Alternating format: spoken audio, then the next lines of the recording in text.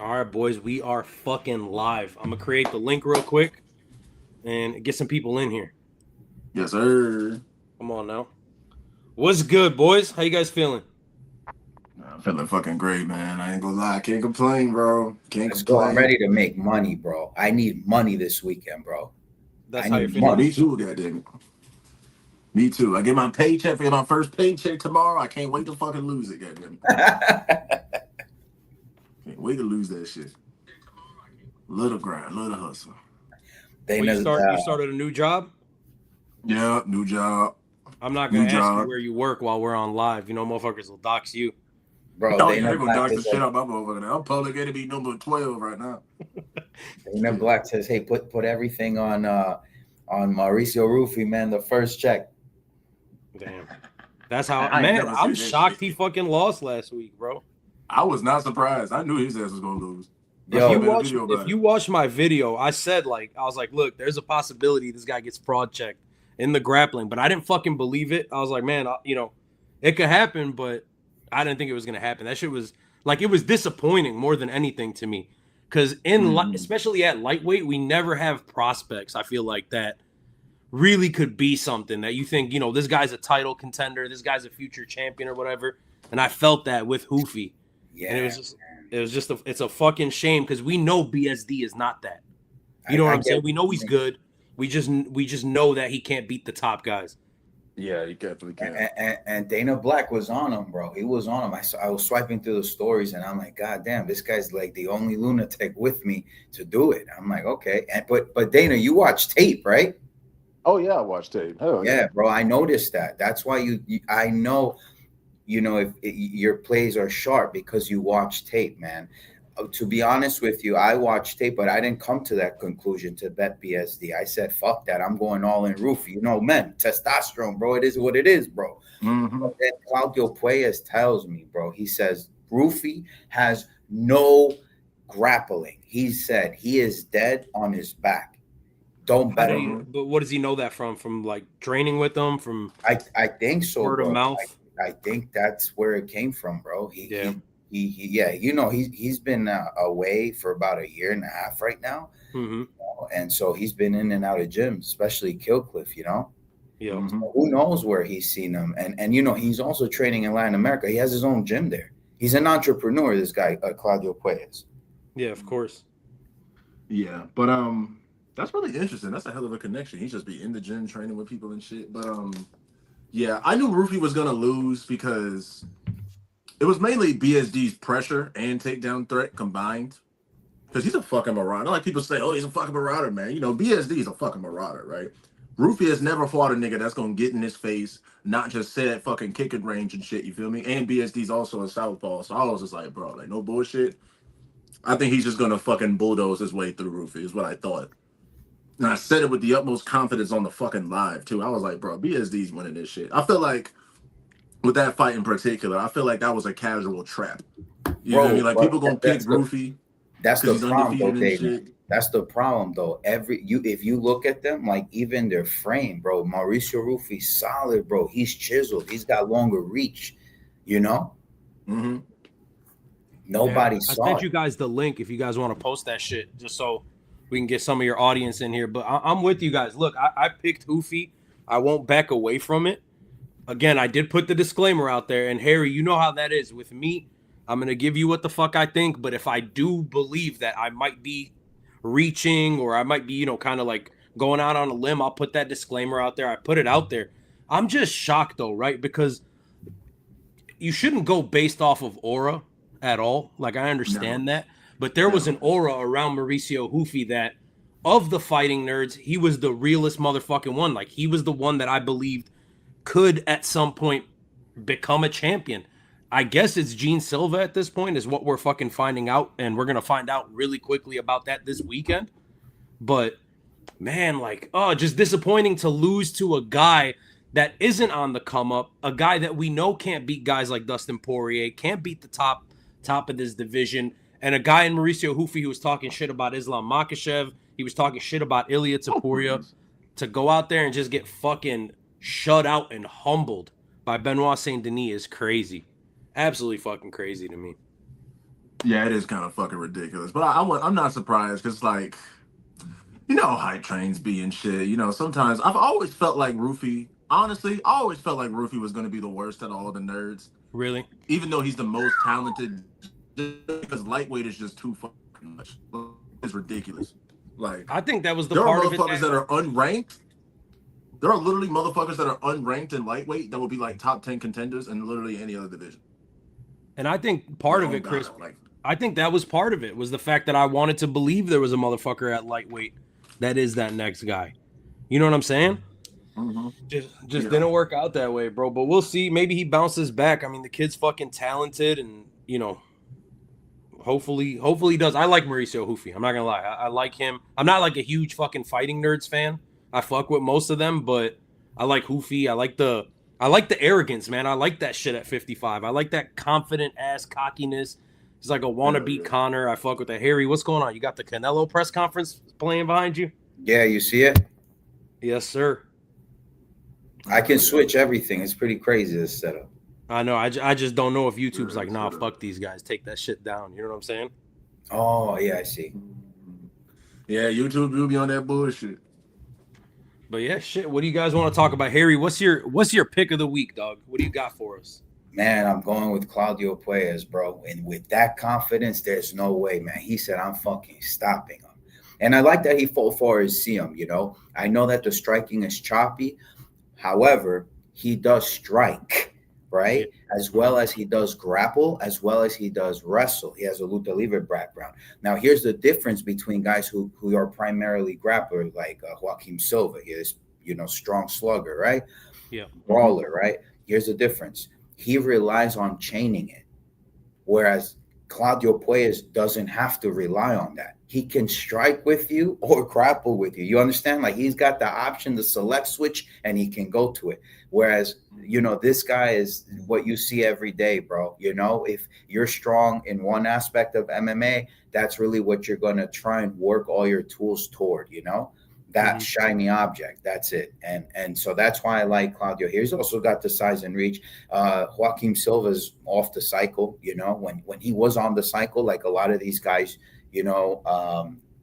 do come from the regional scene. I don't know if you recall that Brazilian Carlos Leal, right? Yeah, he was cycling and he came in with back knee and shit that he had. There you go. You see, you shrink, the muscles work differently. So, but man, there's all this science to it. So, that's what I like. I like Claudio Puelles. I like Gene Silva. I like David Martinez on the spread, because if there's a controversial decision with Rob Font and they want to keep Rob Font so that they could matchmake him with Raul Rosas Jr. again so he could get the ranking, that kind of worries me. So I said, you know what, fuck it. I know it would go to a split, controversial, fuck the Mexican, just like they did UFC Noche last year. All the Mexicans lost. It's crazy. Pop, pop, pop, pop, all through, and then O'Malley, right? So, yeah. That's what I got so far, man. That fight is the one I've had the most trouble with, is the Rob Font David Martinez fight, because I think Rob Font is just the more talented fighter. Obviously, he's more experienced and all that shit. But David Martinez, man, and this is going to be a casual type of sounding take, but that motherfucker is so goddamn annoying, man. He's a striker, but he's annoying. He's like a get out of the way guy. He won't get touched. He refuses to engage. He's like a poke and get the fuck out of there kind of guy. And I don't want to talk shit about Yusuf Zalal and fighters like that, but it's just like people gave a shit about the Hamzat take, right? They're like, if you think that's boring, you're a fucking casual. Go watch striking, go watch boxing, go watch kickboxing. It's like, motherfucker, there are boring strikers. And while this kid is dynamic and he's fast, I think he's boring, dog. Oh, yeah. Honestly, this might be a hot take, but I think a boring grappler is more entertaining than a boring striker. 100%. 100%. A boring grappler is way more entertaining. Fuck a boring striker. Like, nigga, that shit piss me off. I ain't gonna lie.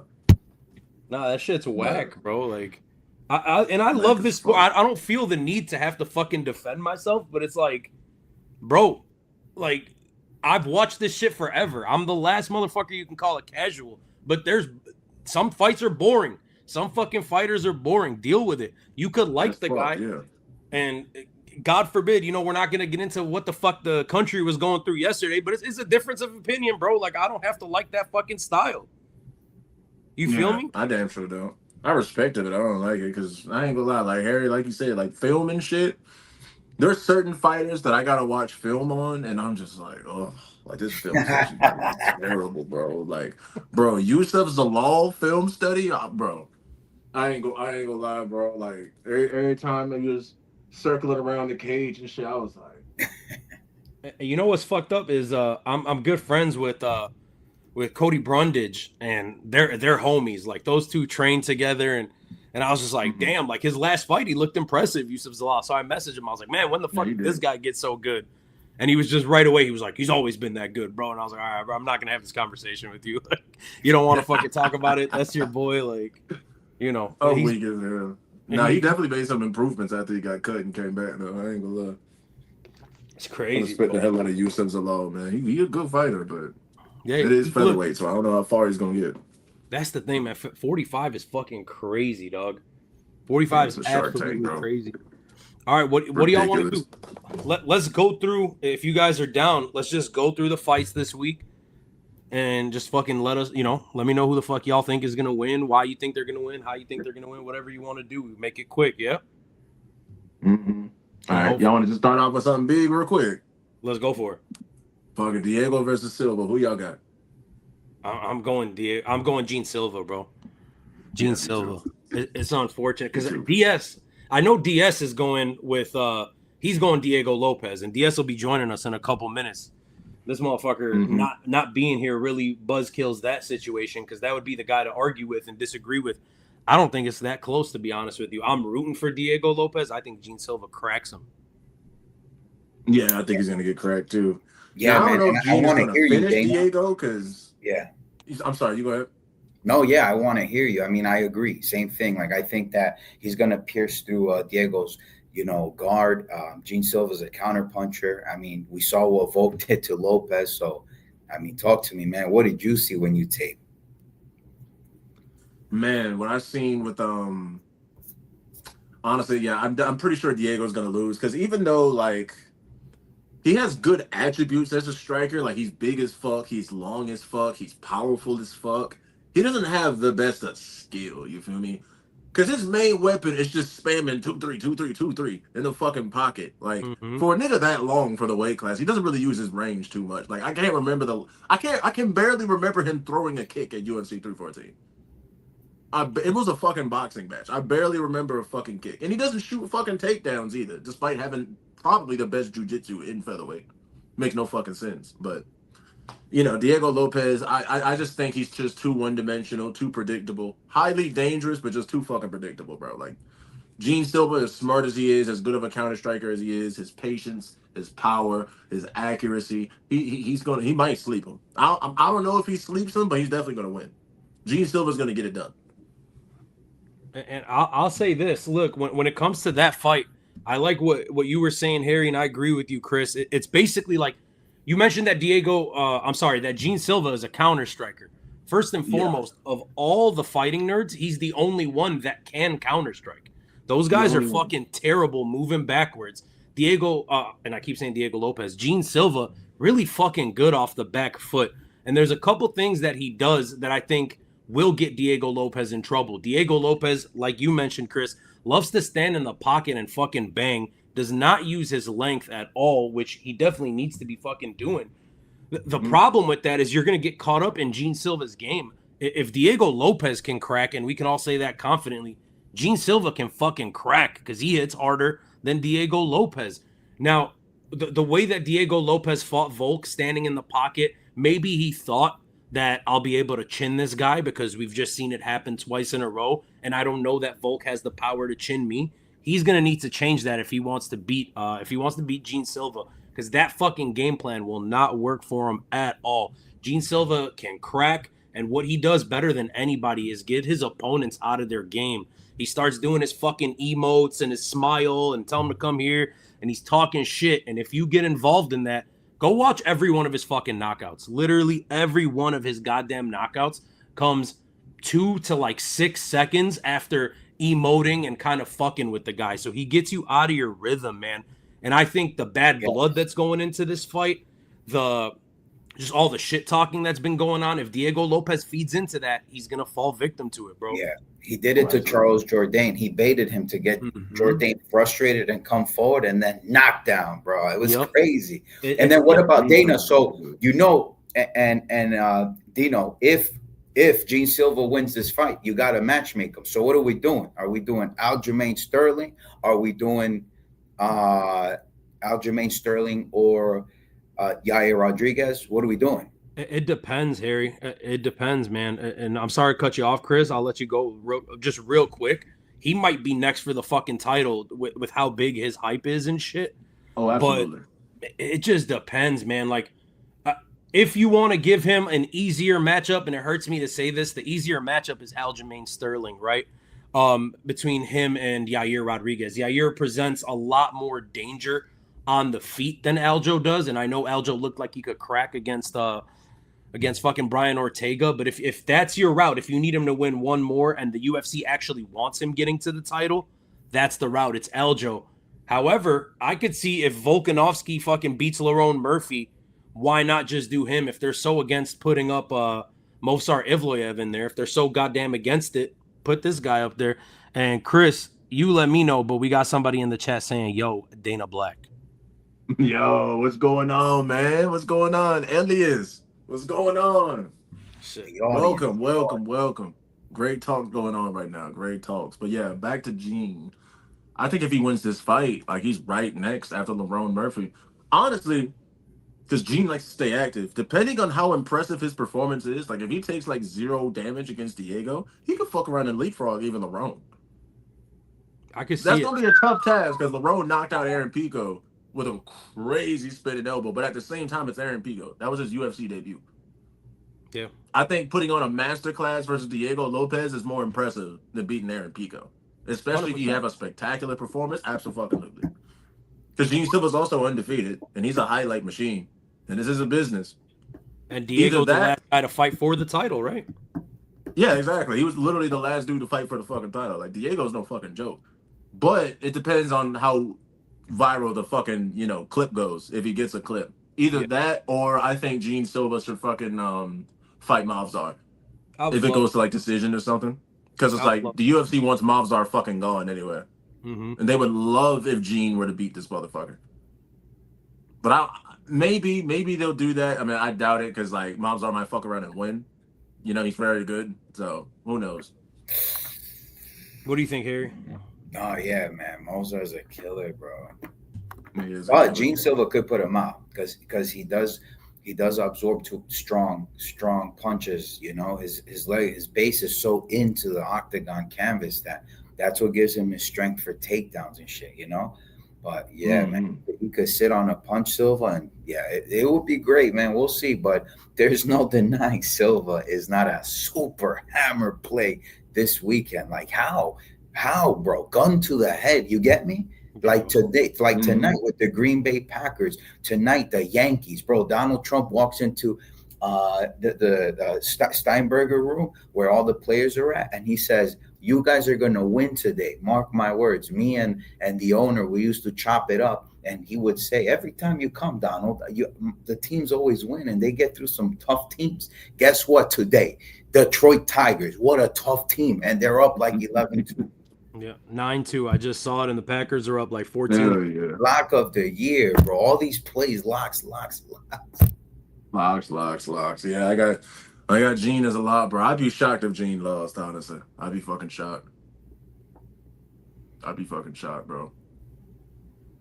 Fucking Trump, man. Like, fucking Trump, bro. Like, imagine Trump walking in your fucking locker room. Like, I don't even be agreeing with everything Trump say, goddammit. But if Trump had walked in my fucking locker room while I was playing college basketball, I would have went fucking crazy. I would have had 30, 40 rebounds out that motherfucker. Like, nigga, the president just walked in this bitch. You gotta go crazy. Yeah, that's crazy.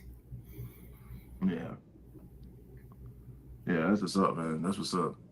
Where the fuck the other Dino at? Tell him to get his ass in here.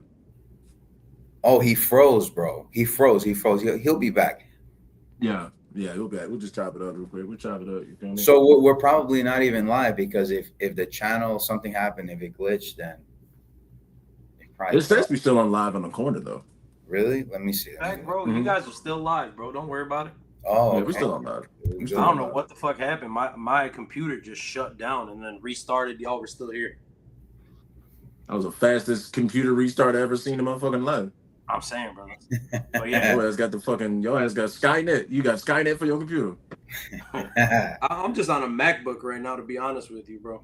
MacBook with some fucking Xfinity internet, dog. He said you're on Skynet, bro. That's hysterical, man. But yeah, what we're talking guys, about. what about Tatiana Suarez? Is Tatiana Suarez getting knocked the fuck out, or what's going on? I got her to win. I think Suarez wins this week. I got her winning. Look, I think it's kind of ridiculous she's on the prelims though.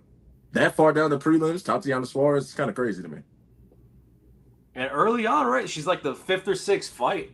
The thing is, it's just like Amanda Lemos to me, man. She's older, like, and I just think that she's like Tatiana Suarez. We forget it's like one bad performance makes you fucking forget how good some of these people are, especially in women's MMA. You don't see somebody with an attribute as dominant as Tatiana Suarez is wrestling, right? She is the best fucking wrestler in women's MMA. She takes these ladies down. And does whatever the fuck she wants, but I guess Wei Lee's a different breed. But I just don't see it out of Amanda Lemos, man. Yeah, I don't see it out of Amanda Lemos either. And Tatiana, bro, like, I need to make a fucking video about her before I go to sleep tonight. She is so fucking underrated now. Like, she's literally, in my opinion, I think she's like female Hamzat, bro. She's like the closest thing to a female Hamzat we've ever fucking seen. Like, I've watched film on her. She's fucking ridiculous. So for her to be this far down the prelims, hell, I didn't even know she was on the fucking card until yesterday. Like, why the fuck is there not more hype for this shit? We got Tatiana Suarez. We get to watch her fucking free. Why the fuck we not hype for this shit? You feel me? But yeah, it's gonna be a slaughterhouse performance. She's gonna dominate. She's minus 455, which is big fucking favorite. That might be the lock of the night right there. Okay, that's how you're feeling. What do you think? I feel like that's a lock. Knocked out. Yo, man, I'll be honest, man. I've taped her in the past. Incredible. Coming off that ACL when she showed up to fight Wei Lee, I was really disappointed, man, because of that distance, man. The short mid-range was just not good, man. She tried to bring down Wei Lee, she couldn't.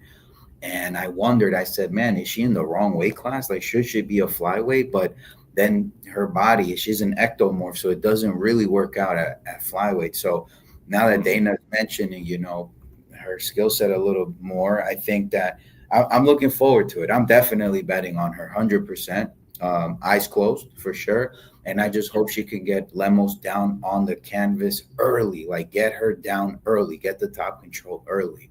And what about Kevin Gastelum, Dustin Stoltzfus? Did you guys see the media pictures with Kevin's gut? Yeah, I did. I was looking at it like, like I always knew he had a little like Lego man build and shit. But I was looking at the gut and the meat. I was like, what the fuck? Like, is he pregnant now? Like, a little extra big for some reason. Like, what weight class is this? Oh shit!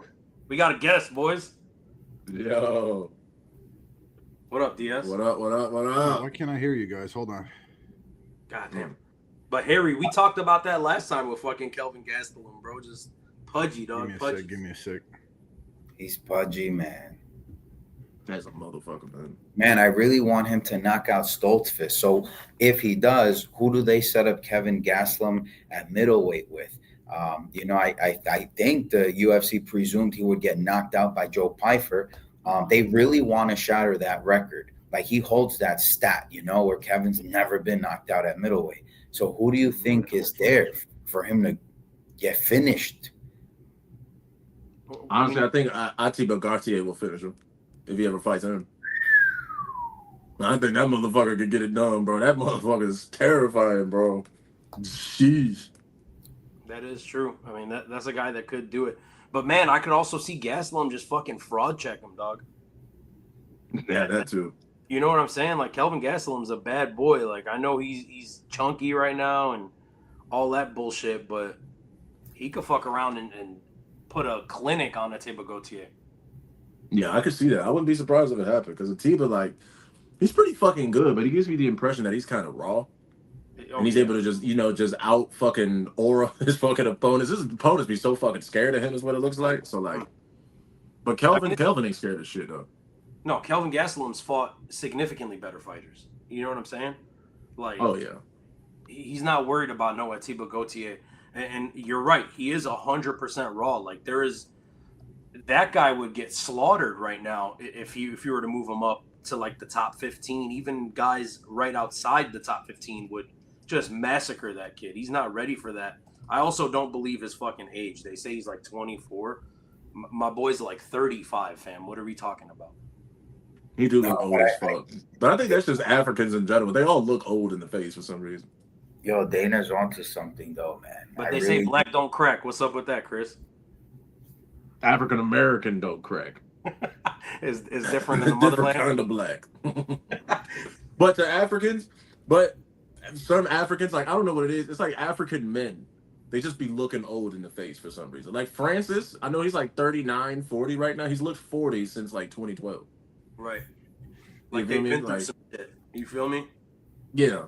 You just see it in their face. They don't age in their body, but it be their face. You feel me? Like it's always the face. It's always the face and the fucking ligaments and like the knees and shit. Yeah. Other than that, they don't age. Like they be keeping maximum testosterone until they like 60. Right, and a lot of them start losing their fucking hair. Like I'm thinking about, I know Usman's like American, but Kamaru Usman lost this shit early as fuck. Early as fuck, man. Exactly. Early as fuck. Still swole as fuck though. Been swole as fuck since he was a teenager. But that And the hair knees, gotta go. and the knees are shot to shit, right? Yeah, exactly. Like I said, either it'd be the face or the knees. One of the two. Usman perfect. That's fucking crazy. Usman perfect. But like Izzy, like I ain't gonna lie, Izzy might not be a real African.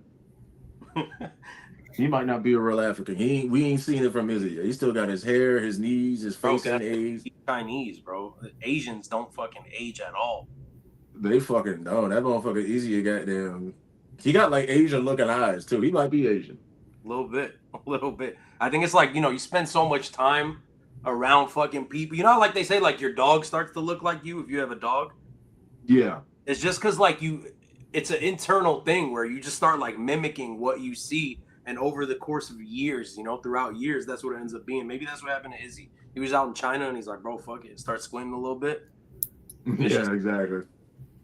I think that's what happened too, bro. Because Izzy, man, that motherfucker goddamn great melting pot right there. If I've ever seen one, shit. DS keeps popping in and out of the fucking chat. I don't know what his deal is, but I think he can't hear us, is what he's saying. What do you guys think about the Montserrat Rendon and Alice Pereira, the 19-year-old prodigy, man? Give me Pereira, bro. Fuck. I don't like Montserrat Rendon. She annoys me. There's something about her face. I've never liked her fight style. She's just like really fucking aggressive, and I don't like that shit, Harry. So give me the fucking child in Pereira, and hopefully we get something moving forward. DS. Here's the thing, though, my brother. Here's the thing, though. He got 3. She got. DS, what's up, brother? How you doing? I'm chilling, bro. My bad. Sorry about that. I couldn't fucking hear you guys. You're good. Let's get this Nah, money. you good. We just glad you here, my boy. It's good to be here. Right We're talking about Rendon and Alice Pereira, the 19-year-old prodigy who's debuting. Damn, we're just throwing around words like prodigy. Man, I mean, that's what she looks like on tape, bro. I don't know what. I know she's fighting cans, bro, but the way she employs those kicks and shit and how she defends grappling and against the wall, I mean, she's great. So what you're telling me is trauma. Here's the thing, though. Here's the thing, man. So Montserrat Rendon fought Daria Zelenzikova. You know who Daria Zelenzikova is, right? Yeah. Yep. Really. She got hands, bro. That white girl, she has hands. She's Russian, right? Eastern European. The Russian. Holy shit, bro. She has hands, but she has no takedown defense. She was taken down 3 of 6 times by Montserrat Rendon. Yep. So, who knows? If the whole world is betting on Alice Pereira, she may win a round or 2 on the ground, on the canvas. The thing is, though, Harry, she fought Tamaris Vidal before that.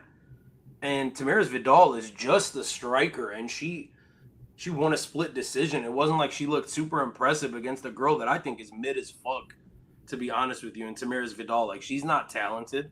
She's just tough, and she was able to take her to a split decision. So if we got, someone that we're calling a prodigy and someone that's supposed to be a mean-ass fucking striker, I just don't think Montserrat Rendon is high-level UFC. I think she is, like, bottom of the barrel women's UFC. You know what I'm saying? I agree with that. Mhm. Yeah, I've never been a big Montserrat Rendon guy, and I was just kidding. I know this is not the sister of Alex Pereira. Where is she? She's in karate. Karate combat. Yeah. Yeah, that's what I thought. Okay.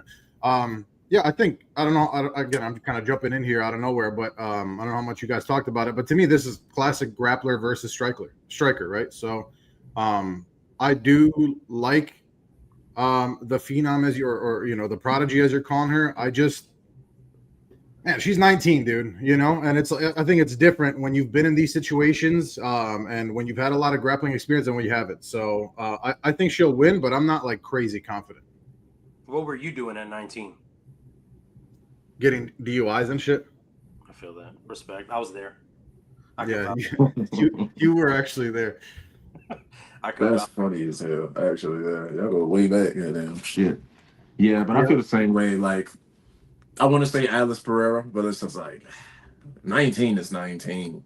You feel me? Her opponent is ass. I don't think she's that good either. But it's like you're fucking 19. You know what I mean? It's like I'll it's like put a it to coin you. flip for me. But I'm gonna go with Alice because I think she'd be better for the division. Because she a cutie patootie and shit. You feel me? We want to see her succeed. She had that moose knuckle going crazy too. Or the camel tail. Send me the link. I wanted to say. that. Yeah, I think, and that's exactly what I was going to say next, Chris, is that I think the UFC wants her to win. I think that this is just low enough of a level of opponent where it's like, okay, they're not giving her like a complete can, but they kind of are. Like, I just don't believe in Rendon. I really don't. Yeah, but Rendon's got that offensive wrestling, bro. The only thing that could potentially help us here is you can't even bet the spread on Alice Pereira because she's a favorite. Rendon on the spread at 3.5 to win a round or two is the play, bro. Because, dude, she's taking down these girls, bro. Look, Vidal, I get it. She comes from Argentina, regional promotion with the girl that shakes her ass on OnlyFans. What's her name? Yeah. Eileen Perez. Yeah, right. And listen, man, Vidal, she's got knockout power, man. She throws those overhands, She knows how to put bitches out. I feel like Vidal's like the fakest powerful bitch that you've ever seen, though. Like she's not that really. Like I thought she was that too when she came into the UFC because she got that square ass dome. She's not that, bro. Like she gasses out. She's not as tough as like her square ass dome would try to tell you, in my opinion. Square ass dome. Yep. And then 3 inches of reach, we'll see, man. We'll see. It's an interesting matchup. I would think that they would give her somebody even worse, to be honest, if they're trying to like build her into something. Minus 205 is interesting too, man. I mean, for your debut, for your sixth fight, being in the UFC, you're 19 years old. I mean, props to her at the end of the day. Yeah. Like, I will give you that though. She is big, bro. She will, she's as tall as the tree, especially in front of Rendon. You'll see at face-offs. Here's the thing, Harry. If they're again the spread, I don't mind at all because all it takes is one fucking takedown, and then she wins a round, right? She could still lose the fight. That makes a lot of sense to me. The only thing I'm thinking though, Montserrat Rendon 6-1 right now. All of her fights are by decision. She is not dangerous. She's not a threat to Pereira on the feet at all. And it's just like they're setting her up, like you said, with they're setting the Mexicans up for failure. And she's facing a Mexican fighter in her debut on Noche UFC. It's a big opportunity with a lot of eyeballs on it to just get this girl sort of in the mainstream. And then they will continue to baby her up the rankings. Like the UFC's in desperate need of any sort of star power. Obviously, this girl's not going to be a superstar. She's not fucking Ronda Rousey. But anyone, like anything helps at this point in the UFC. And a 19-year-old, they're always going to want to win, man. And I just think the way they're pushing her on social media against the not dangerous, fighter, 36 years old, man. Like she's double her fucking age, bro. Like money line, I'm taking 100%. I'm taking Pereira. Spread, if it's available to me, I'm gonna go ahead and take take Montserrat Rendon. I just don't see her winning, dog. I also just want to say on that note, like I think we'll know very quickly in this fight where Alice stands, right? In terms of, is she completely like overmatched in the grappling? I think we'll know pretty quickly. So I think there could be an opportunity here for a live bet as well, right? Just, you know, don't wait too long, right? Because if Rendon's fucking her, takes her down and is holding her down in the first round, obviously that goes out the window. But, you know, if you're seeing like, oh, she looks pretty uncomfortable on the grappling and the wrestling and, you know, on the ground, then I think that there is actually an opportunity here for a live bet. Yeah, man. You know what? You guys made good points. And you know what's crazy? There's a wave of young athletes being signed to Dana White, to the UFC, right? You see it with Kevin Vallejos. You may get Julieta Martinez back into the UFC from Combate America. Now that she's gone through like 4 fights, I don't think the UFC wants her to take a loss, so they're going to sign her. And this girl might be the trailblazer for that, Pereira, Alice Pereira. So I got it. Alice Pereira on the money line for sure, man. And if I could bet a takedown for Rendon, I'm going to see what that's like on DraftKings, and I'll do that. So money line Alice Pereira, 1 takedown Rendon. I don't know if you guys touched on this. Again, though, fucking 5-0, right? And then have you talked about the records of her opponents? 0-1, 1-6, a chick making her debut, 2-0, right? And then okay, yeah, she fought a bitch that was 12-8-1, but like, you know, this isn't high level competition, right? This is the UFC taking a shot in the dark. They have nothing to lose, but the girl is a finisher, right? She's got 4 knockout finishes and 1 submission finish. So I could see it, bro. You know, I mean, it's just like, I don't know, -200 is kind of crazy to me. And there's one more thing I will say, and this is, you know, conspiracy theorist Bam fucking showing up here. When it comes to these cards early on, this fight is the second fight of the night after the Ultimate Fighter, you know, finale. It's early enough in the card where they could just set the precedent moving forward. They do that shit on so many fucking cards, and to the casual viewer, they don't see it, or even if they see it, they just think it's like a random occurrence.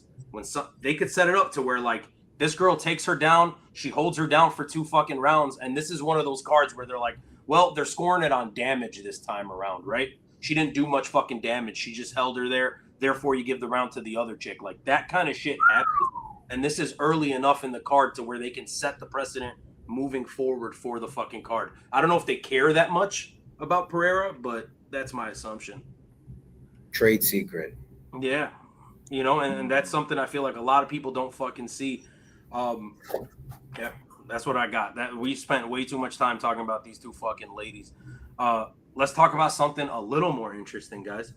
The Ultimate Fighter finale, the first fight of the fucking night. Rodrigo Senzanando versus Daniil Donchenko. I already did my full-ass fucking breakdown for this a couple weeks ago. I think we all did. I expect Donchenko to fucking put this kid's lights out. What do you guys think? He's got good hands. What about you, Dana Black? Talk to me. I haven't done film on this fight in particular, so y'all gonna have to give me the quick little rundown because I haven't done film on these 2. I'm gonna be blind when I watch this shit. I'm gonna just let it surprise me. You feel me? I'm gonna do like a live film study while I'm watching that shit. Dino, and a lot of people don't really understand what tough is. They don't know. You know, road to UFC, tough. What are we doing? Right? They don't know. Contender series. What the fuck is that? Can you bet it? Yeah, can you bet it? I was gonna say, me and you talked about it last time. Did we talk about it on live? I can't remember now when, but I agree with you. I do think we see a knockout. I think this is going to be a pretty straightforward fight. Not particularly huge on what's his name? Senzanando. I'm sorry? Senzanando. Yeah, on Senzanando. I mean, I don't know. He to me, he looks kind of out of his element. You know, he's young enough, like, sure. But, yeah, to me, I think there's a pretty sizable – like, the difference on the feet is sizable enough where – and the power difference, too, in my opinion, the technique, yeah, I expect a knockout in the first round. Yeah. And Senzanando, believe it or not, he was the one that started the fucking curse of the fighting nerds this year, right? So, in Ultimate Fighter, he fought this fucking – a guy that was on the fighting nerds, just like the asshole of the season – the fucking scumbag of the season, and he whooped his ass. So that was cool to see, and I was happy for him. His cardio just looks sus to me, man. He looks really goddamn different in the 3rd round than he does in the 1st. And this Who does? Senzanando. Oh shit. Yeah, I don't love his gas tank.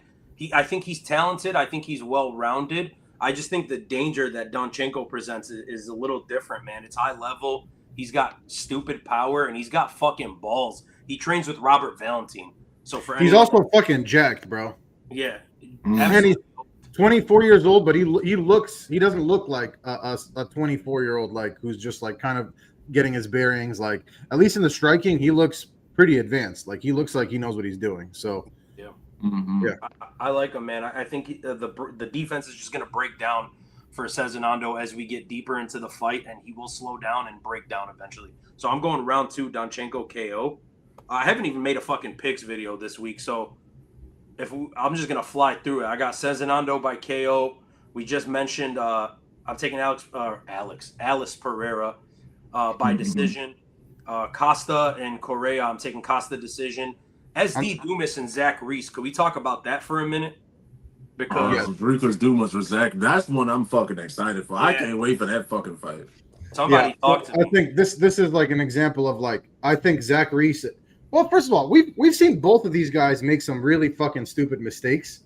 Zach Reese has gotten pretty lucky, right? Because Eli, like for example, on his Dana White's Contender Series fight, like he was getting his ass whooped, and then Eli Aronov made an even worse mistake and like just kind of gave up the arm there, gave up the arm bar, and then Zach Reese got that. But I mean, he's looked pretty decent since. I do think that these guys are both susceptible to mental lapses. I think Cedric Dumas goes without saying. Outside of the UFC too, he's got mental lapses for sure. So this is really a perfect question in my opinion of how far can want take you? How far can will take you? Right? Because when you got $13 in your bank account, right? Do you fight much harder?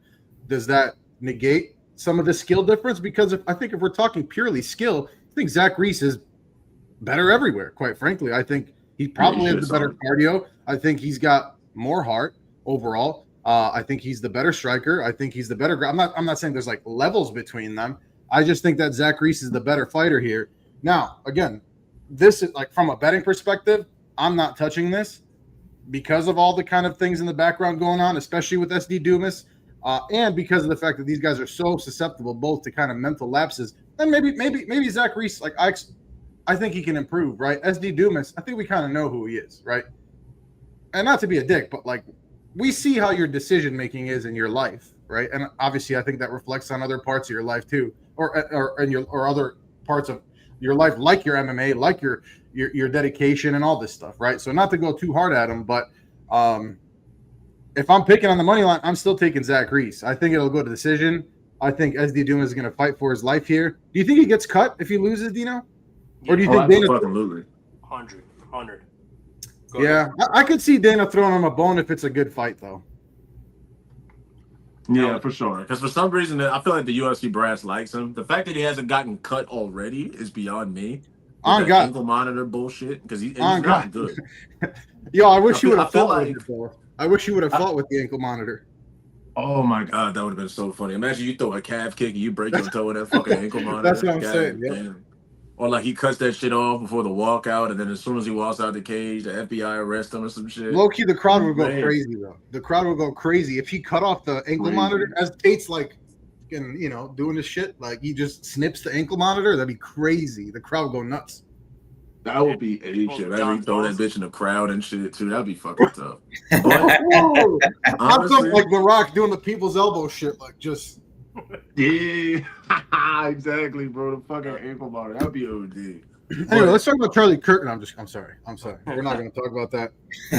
His guy. No, I'm fucking with you guys. I'm sorry, and I have nothing to say about that. It's we're not going to talk about that. It's just I'm sorry. I had to. I apologize. You were a smart man. I need to be more like you. I got to learn how to shut the fuck up. I actually also don't know how to shut the fuck up. So right when you posted, you know how to keep it shut better than I do, goddamn. Hey, yeah, but that's your whole brand, brother. That's your whole brand. Like, and you got this far. I'm at a point beyond retired now. I can't shut up now. You can't become like the straight edge guy now. No, hell no. Never. That shit fucking sailed. What do you guys think about the Canelo and Terrence fight? Man, you think Turkey Ali Sheik, Zuffa Boxing? You think they're putting this together to try and give another chip to Canelo? It's tough to say, Harry. Like I've been hearing rumors that Crawford's fucking injured. I'm sure you guys have seen those kind of going around, and it's like I don't know what to make of it, man. Is that all fucking mind games? Like realistically, my mind says Canelo. Like everything in me says Canelo wins this fucking fight. I think he wins it by decision, but I could see some shaky shit going on, man. I could see some shaky shit going on. Maybe Dana, who's a big fucking part of this at this point. I mean, he's putting on this fight while he's got Noche UFC going on. Maybe they're just trying to stick it to fucking Canelo Alvarez, and Turkey Al Sheikh's relationship with Crawford is fucking. They got a really good relationship. I could see some shit going down, some shaky scorecards. You know what's fucking crazy? Did you realize that Crawford is 2 years older than Canelo? Yeah. Crazy. That's wild, bro. Oh, Yeah, that is kinda originally I'm like, dude, Crawford's gonna fuck him up. I feel like, I mean, dude, they're like the same size. Kind of crazy that it's some boxing shit, right? Boxing motherfuckers, they don't fight each other like that. The top guys rarely fight, which is my biggest qualm with boxing, unfortunately. Yeah, me too. I got Canelo too, man. I think the body shots are going to be too much. I think towards the end of the fight, ultimately the pressure is going to be too much. God, Canelo is he's just a fucking cerebral ass fighter, right? Like, if you look at the progression of him as a fighter throughout his career, he does have that Mexican style, and the body punches and his ability to mix it up, and the pressure is crazy. I just think he is. They're both smart fighters, man. I mean, Terrence Crawford's undefeated, right? Yeah, 41-0 or some shit. It's going to be a crazy one, man. What are the odds on that, by the way? Do you know? Bro, it's near even. Yeah, fuck. Yeah, I mean, so dude, I don't know. I think that's one of those, like, you pick who you want to root for.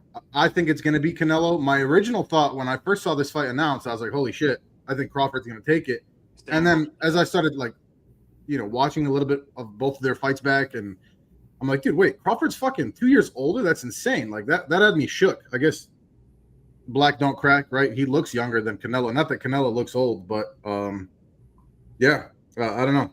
I also thought Crawford was bigger when the fight was announced, but they're like the same damn size. So I just think Canelo is going to wear him down. I don't think he knocks him out. I don't think we see a decision here. Either way it goes, I just think ultimately Canelo is going to take him, man. yeah. I just want to say props to Crawford for actually fucking taking this fight. I know they're getting paid absolute crazy amounts of money, but like the top guys, you have two guys who are top of the fucking sport in boxing. They're 3 pounds apart from each other and they never fight. So to see this is actually at least refreshing to some extent. Yeah, super cool, man. I think at this point in their fucking careers, though, you have to, right? This is when we start seeing the super fights between these guys. Yeah, and that pisses me off too, though, Dino, to be honest with you. Like, this fight's I would have rather seen 5 years ago. Like, and I'm not saying this is the same, but like when Floyd fought Canelo. Oh, okay. Well, Pacquiao is something, but when Floyd fought Canelo, I think Floyd is like the most strategic booker of all time, right? And that's why he makes so much fucking money too. But it's like when Floyd fought Canelo, he was so fucking young, right? I would have loved to see that rematch a few years later, but that's just boxing for you. Yeah, fucking boxing, man. What do y'all got? Harry, Chris? Well, I'm going Terrence Crawford. What about you, Dana Black? I'm not entirely sure yet, but I feel like I got a feeling that Terrence Crawford gonna get it done. Yeah. I feel like he's gonna get that shit done. I will say, I mean, if you feel like there's shit going on behind the scenes, it would be a lot more. It would make more sense for Canelo to lose, right? We've seen him lose to Bivol, like we've seen him lose, right? And I think he would lose a lot less aura. But then it's like Crawford, like I don't know, man. The cynic in me is like, what is going on behind the scenes? Like, and I know Harry will agree with me on this shit. It's like, I don't know, man. I think there's a lot of politics. I think there's a lot of scheming, and that's unfortunately why boxing was my first love from a combat sport perspective, right? But it's like, God, there's just too much bullshit going on nowadays, man. Like it's hard to trust it, right? It's hard to trust anything if you want to really be a cynic, but like boxing in particular, I think you always see some bullshit go down. But you know what's cool about this, bro?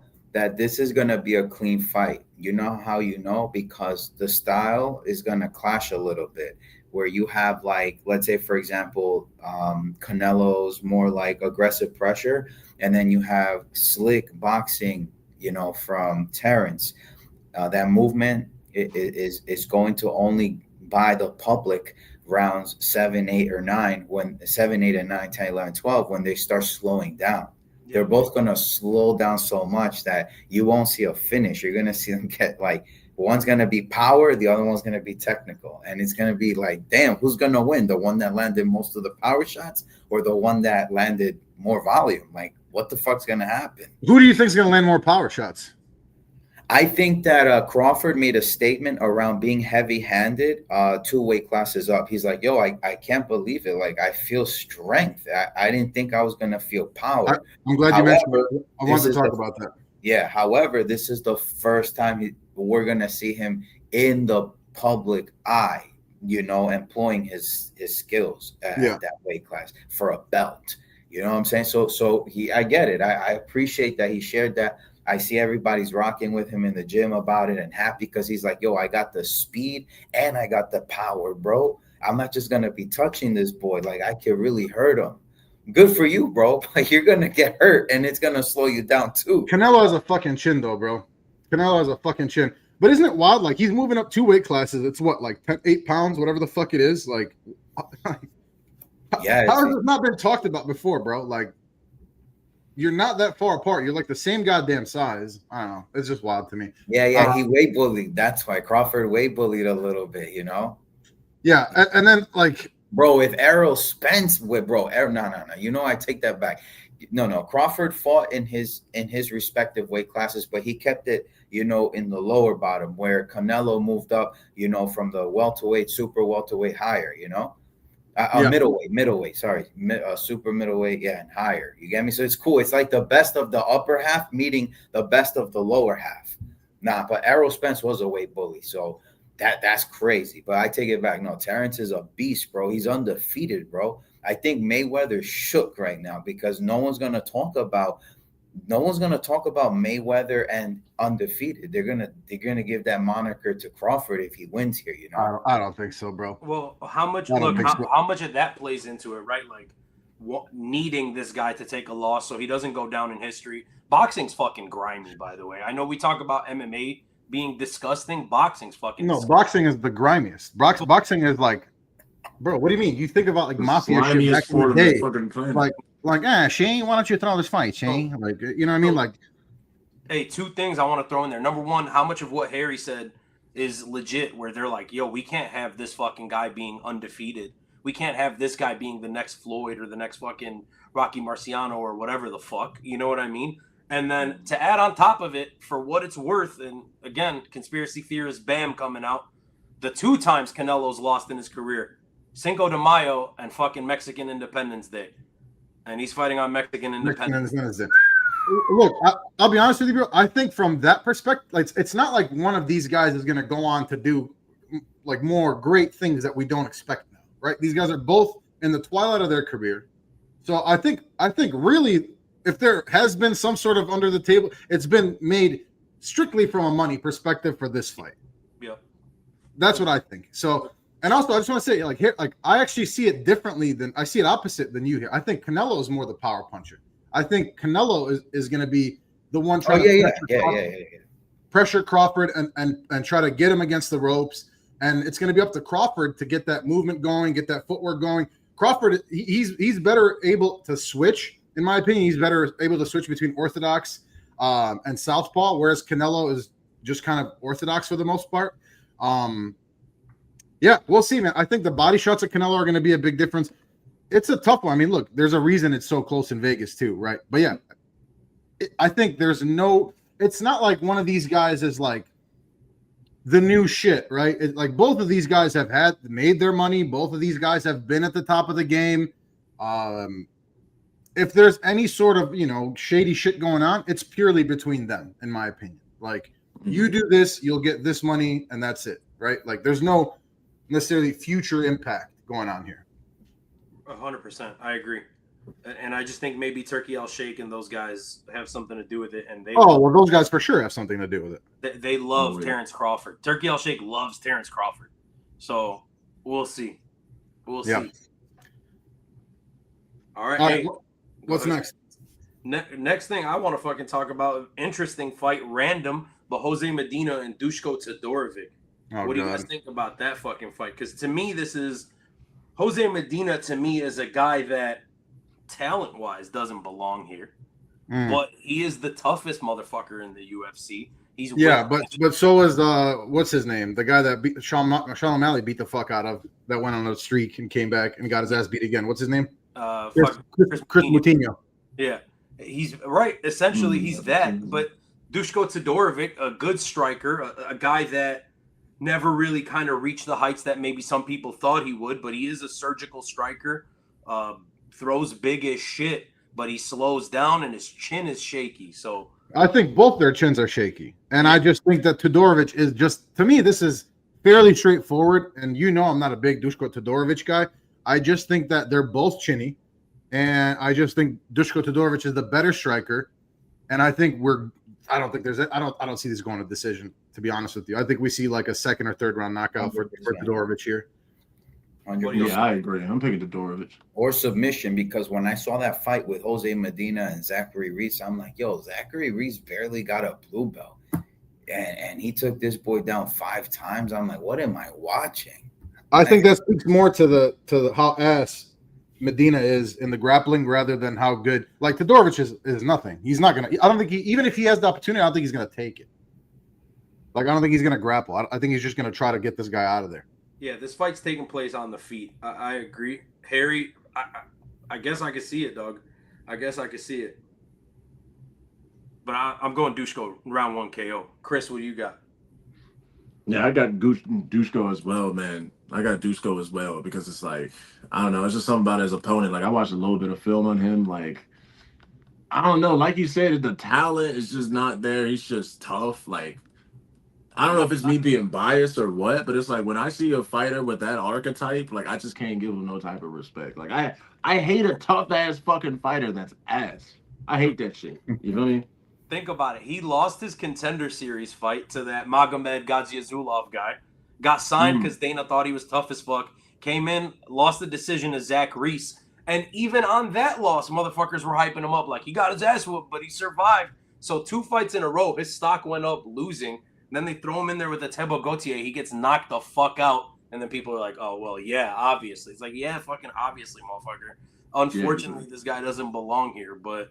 Yeah, he's fucking glorified fucking plot fodder, bro. Like, he's not good. I'll root for him, though. Shit, I'm always down to see some crazy shit. Oh, do you think there's a chance that Medina grapples? Because he does have some submission finishes. Not that he's like, I don't think that's like a huge strength of his. Right. I could see a world where like Todorovic gasses out more and then like maybe gets clipped and then ends up. I just think it's going to mostly take place on the feet. Also, Medina, 34 years old and like just now getting to this level. Like I don't know. Like to me, that archetype, as you said, Dana Black, it's not one that I like to get behind. Hey, do us a favor. Do us a favor. Do us a favor, Diaz. We talked about this. We touched on this a little bit before you came on. We talked about the main event. We are all going Gene Silva by finish. Explain to us, and I'm going to put you on the big screen here, my boy. Explain why in the world we should be picking Diego Lopez. Talk to me. That's crazy. That's wild, bro. Man, I you know what? The biggest thing for me is I just don't think that. I think Diego Lopez is so fucking composed, right? And we've seen that. We've seen him getting his ass beat and then coming back and just doing unbelievable shit, right? And we've seen him. Who was that against? That was against. I know he lost to Volk, but like he didn't look completely like fucking out of his element. The Evlov fight, right? The Mostar Evlov fight. Like I know he ended up losing it, but dude, he looked like he was done. And then he can. I just think that Gene Silva has not been tested like this before. First of all, I don't think he's fought anybody close to the level of quality that Diego Lopez is. I also think that, again, I say this every time Diego Lopez fights, his jiu-jitsu is very fucking underrated, right? I don't think John Silva wants any part of his jiu-jitsu. And to me, I think they're fucking, even in the striking, I think that John Silva has more power and he's more reckless. But to me, Diego Lopez is the better technical striker. Sure, he doesn't have the power that Gene Silva has. And also just for me, like Gene Silva, he goes off the like the feints and like fucking with you and shit. I don't think Diego Lopez is going to fall for that shit. I just don't think that he's going to bite on that. I don't think he's going to bite on those fake ass feints. I don't think that Gene Silva is going to get into Diego Lopez's head. I just don't see it. And I'll be honest with you, I'm quite confident. I'm quite confident that Diego Lopez is going to win this fight. Thank you. And Evloev was Diego Lopez's debut fight, bro. Evloev, who's at the top of this division. Diego Lopez has never shown me anything fucking negative, right? He might have lost some fights, but like he's never been out of his element. Whereas Gene Silva, like, yes, he's unbelievable. He's super fun. And I understand why everybody loves him. He's such a fun fighter to watch. From a technical standpoint, I just think that the grappling is not close. And I think Diego Lopez is smart enough and tough enough, even if he does get clipped. Like what? Gene Silva's like, unless he flash KOs Diego Lopez, I just don't see it happening, bro. And I don't think Diego Lopez is gonna get flash KO'd. I just don't see that. And then even if he does take him to the he drops Diego Lopez, I don't see him then like ground and pounding Diego Lopez on the. I can't even picture it, to be honest with you. And I'm very confident in it. Okay. Here's what I want to do. Now I'm gonna put Chris. You came in adamant. Your ass is getting the big screen. You tell us why. Yes. All right, my boy. I'm picking Gene Silva, and I understand, like, especially what you said about like Gene never really getting tested with an opponent quite like Diego. But I understand you also said that Diego has better jiu-jitsu, which I wholeheartedly agree. Obviously, Gene was nothing to do with him on the ground. But I got a question for you, bro. When was the last time Diego Lopez shot a takedown in a fight? That's fair. That's fair. You feel Look, me? So I don't just think saying, if it does get to that realm, I think I don't think it will be there for long, right? Because I don't think Gene Silva wants to keep it there. I just don't see Diego Lopez getting knocked out, and to me, that's the only way that Gene Silva is going to win this fight. Yeah, honestly, he's pretty durable. I see Gene winning by decision, honestly, but the reason why I think Diego is going to lose is I think he's too predictable on the feet. You feel me? He's long as fuck, but does not use his range at all, which would serve him pretty well against Gene, who's a shorter fighter. Diego spams that same fucking 2-3 combo every time he's in the fucking pocket. That's his main weapon. He doesn't use kicks enough. Like I said before, he doesn't offensively wrestle. And with the fuck is this comment? I want to see Dana Black oiled up, not for free, motherfucker.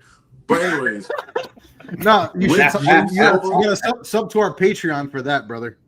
Yeah, exactly. Not for free, goddammit. But with Gene Silva being as good of a counter striker as he is, with the timing, the accuracy, the fucking power, the fucking patience, and the mind games as well. I don't think Diego's gonna fall for the mind games. But still, Gene Silva has so many fucking technical attributes that I think it's just gonna be too much for Diego to deal with. I think he's gonna keep it at a slow pace. Diego's gonna do the same old shit he always does. Gene's got a game plan for that shit, and he's gonna hurt him pretty bad a couple times. But I don't think he's gonna finish him. Diego's durable as fuck. I don't think Gene's gonna knock him out, but it's gonna be a masterclass for sure. A masterclass? Holy, that's fucking crazy to say, bro. I think that's crazy to say. Him, like who has Gene Silva fought? Bryce Mitchell, Nelson Bagdasarian? Come on, bro. Diego Lopez. But stylistically, bro, Volk, like as fought. From the moment he walked into the UFC, has fought better fighters. What are the odds on this, by the way? Gene's a pretty Gene's favorite. How much? I figured he's how much by how much? Which is fucking crazy to me. Gene Silva's minus 200, I think. Minus 200. I would honestly be shocked if Diego won. This is, to me, honestly, like not free cheese, but like this is. I'm quite confident in this. I would make a wager with you guys. How about that? Hey, real quick. So I want a steak. Hey, there's this comment right here from shout out my boy Cancer, which is a wild fucking name. But he said bro. This shit is crazy. Diego's chin is in the air like crazy always, and Gene's gonna snap his shit back basically. And I agree with that. I think that's what's gonna happen. Thing is that Gene fucking knocks everybody he's fought out since Dana White's Contender Series. I want to throw in something that I threw in earlier. This guy fucking lulls people to sleep. Like, if you're a basketball fan, he kind of has that Tracy McGrady to him, right? Where you think everything's all good, everything's slow, and he's fucking lulling you to sleep, the sleepy eyes, and then boom, he fucking blows by you. That's what Gene Silva is the master of in the UFC. He lulls his opponents to sleep and then finds a fucking massive shot, and the dude looks like he can crack.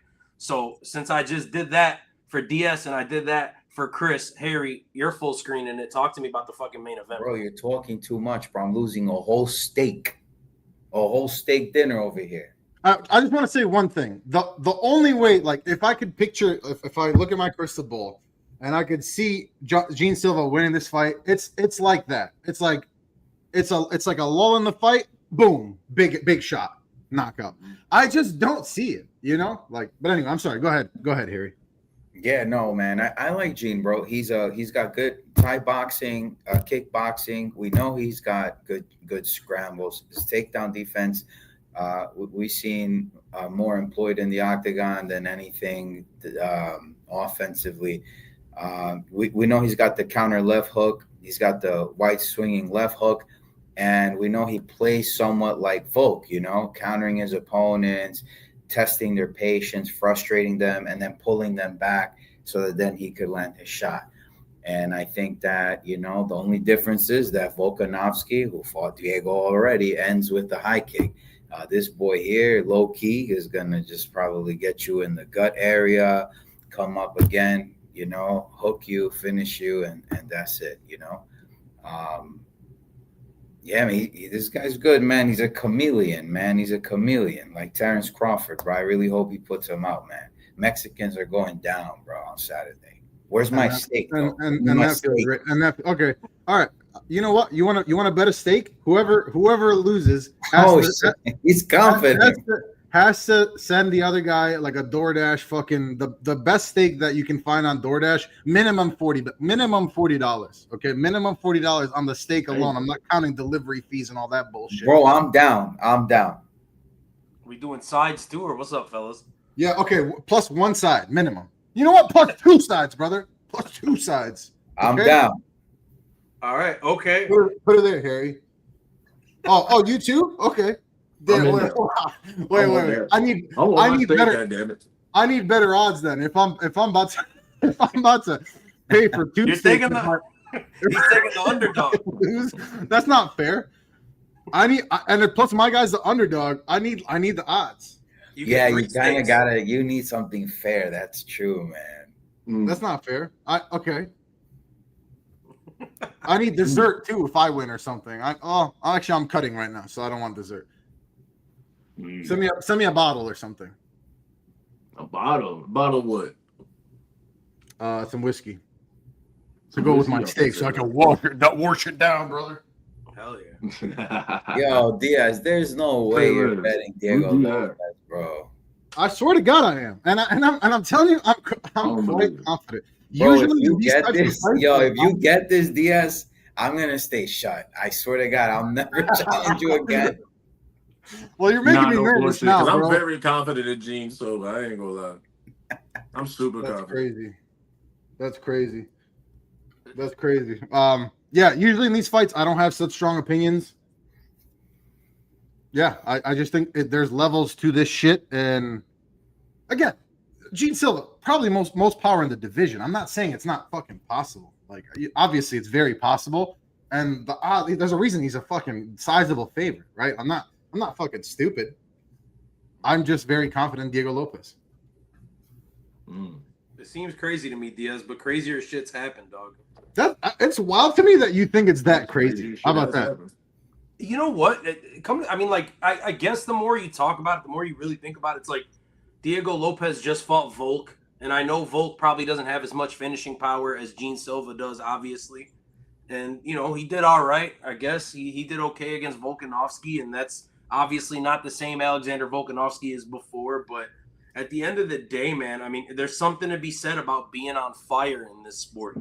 And this fucking guy is on fire. And the Fighting Nerds fucking hype has died after last week officially. But I just don't see... Like, if Diego Lopez somehow finishes Gene Silva, I'd be fucking shocked. Yeah. If Gene Silva finishes Diego Lopez, I wouldn't be so shocked. And that's... Well, I agree with you on that. I think Diego Lopez's most likely opportunity to win is going to be by decision, right? I guess I could see submission. It's just like Gene Silva again. He's not like the type to like throw like a shit ton of combos at you, right? So I don't see him like tiring himself. Well, Gene Silva has not had a 5-round fight yet, has he? Oh yeah, versus Bryce Mitchell he did, right? But it finished quick. No, that was a 3-rounder. Yeah. We didn't talk about that, man. I think there's something to be said about that. If we get to what does Gene Silva look like in the later rounds? Yeah, I don't know that he's ever fought a 5-rounder, to be honest with you. Okay, so there you go. I think he has a pretty 5-round friendly style, honestly. I mean, it's low volume, it's patient. You feel me? Yeah, It's you're right. He does overextended. because he is a counter striker. Mm-hmm. I And still then I you got to just, think Diego's probably not going to wrestle him. So No. I don't know. Gene got that short, it's stocky wild to me build. that you guys are so adamant on one side and I'm completely by myself on the other. I don't think we've had the situation yet. And then Dude, I'm Cancer over comes here. in with this. He says the Ortega win isn't something I'd say is crazy nowadays. Diego went to decision with Dan Ige when they literally called Dan Ige an hour before the fight because he lived close by. There's something for sure to be said about that. And I think a lot of the credit in that went to Dan Ige. And maybe we didn't give enough kind of bullshit the other way, right? For it not being a dominant performance when this guy woke up this morning and didn't know he was fucking fighting. So Yeah, but Diego Lopez was preparing for Whole different opponent. Ortega, right? Ortega, dude. Like they couldn't be more fucking different. Yeah. I know Dan Ige should get more credit, and yes, it is more wild. But like at the same time, Diego Lopez is fucking game. That's what that tells me. Like he wasn't like, oh no, I was supposed to fight a fucking jiu-jitsu ace with like decent striking. I'm about to fight the guy with some of the best boxing in the division now. He says, I don't know. That is a crazy flip flop for 4 hours. You feel me? A 4-hour flip flop like that is insane.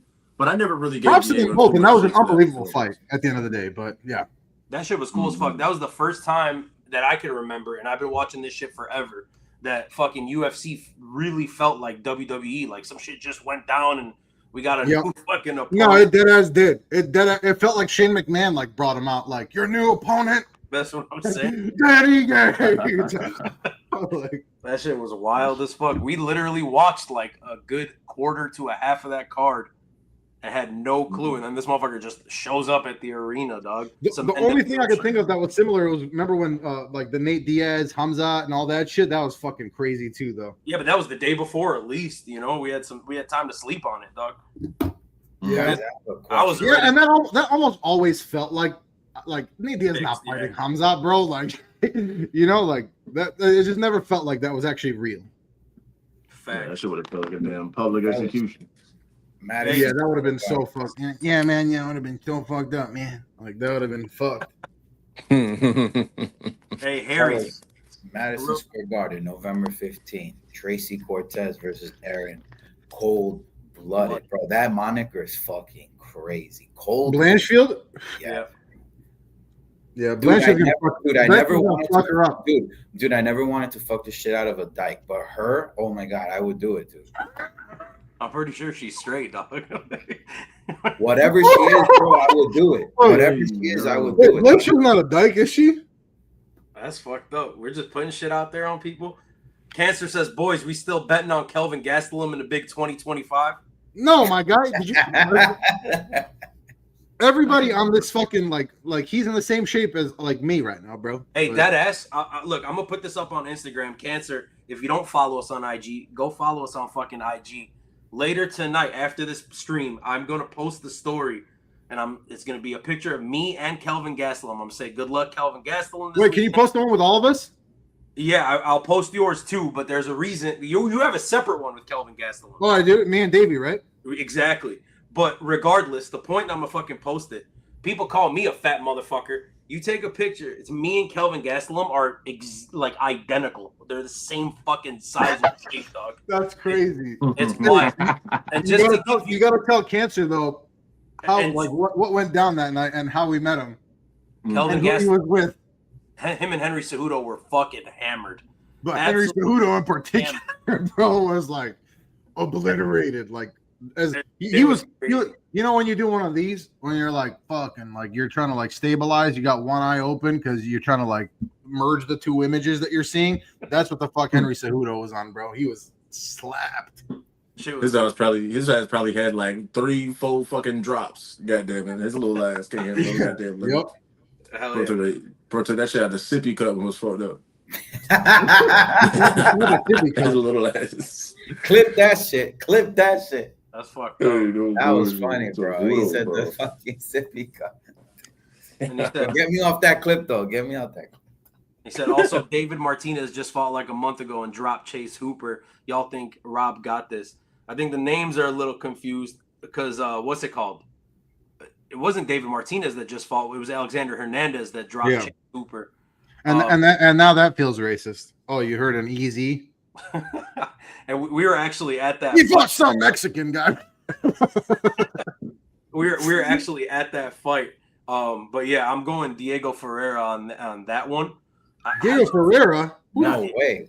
What are you talking now about? the names are all fucked up, bro. Diego. Where the fuck did Diego Ferreira come in, bro? He's fighting fucking Alexander Hernandez.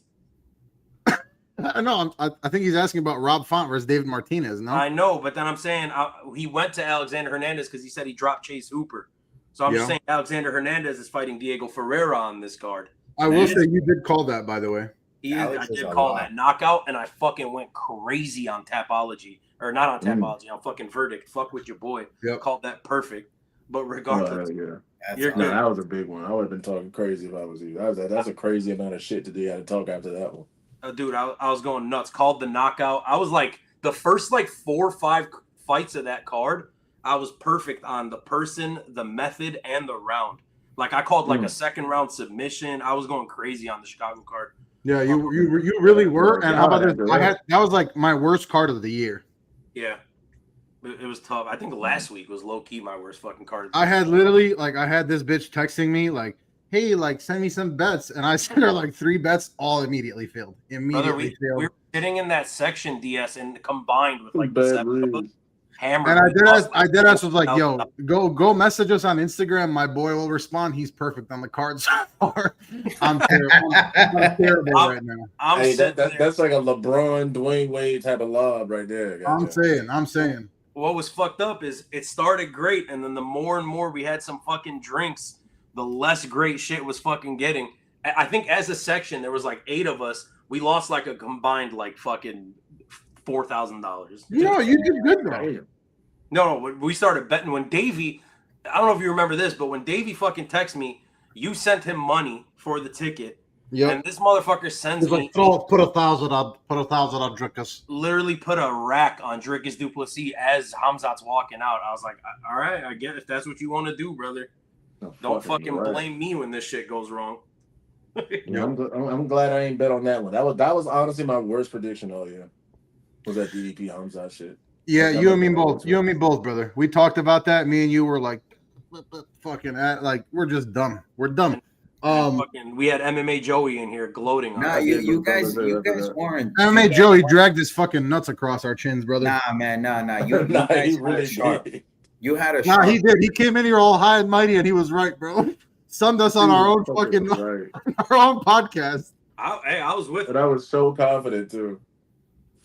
Yeah, you Dino, you were this way. You were good. Me and this fucking guy cooked. Yeah, we were good, bro. We was fucked, bro. I wasn't like I said the whole time it was 50-50, but bitch, that was nowhere near nowhere. Me or no 50-50. It was though. It was though. The edge was so small, but we all talked it up. I knew the risk behind betting Hamzat, bro. Everybody knew it. But the edge, like you know how they say professional bettors at Circle Sports, Pinnacle, the best in the world, only hit at 54%. So that 4% is so important for them. Is how they make a livelihood out of betting.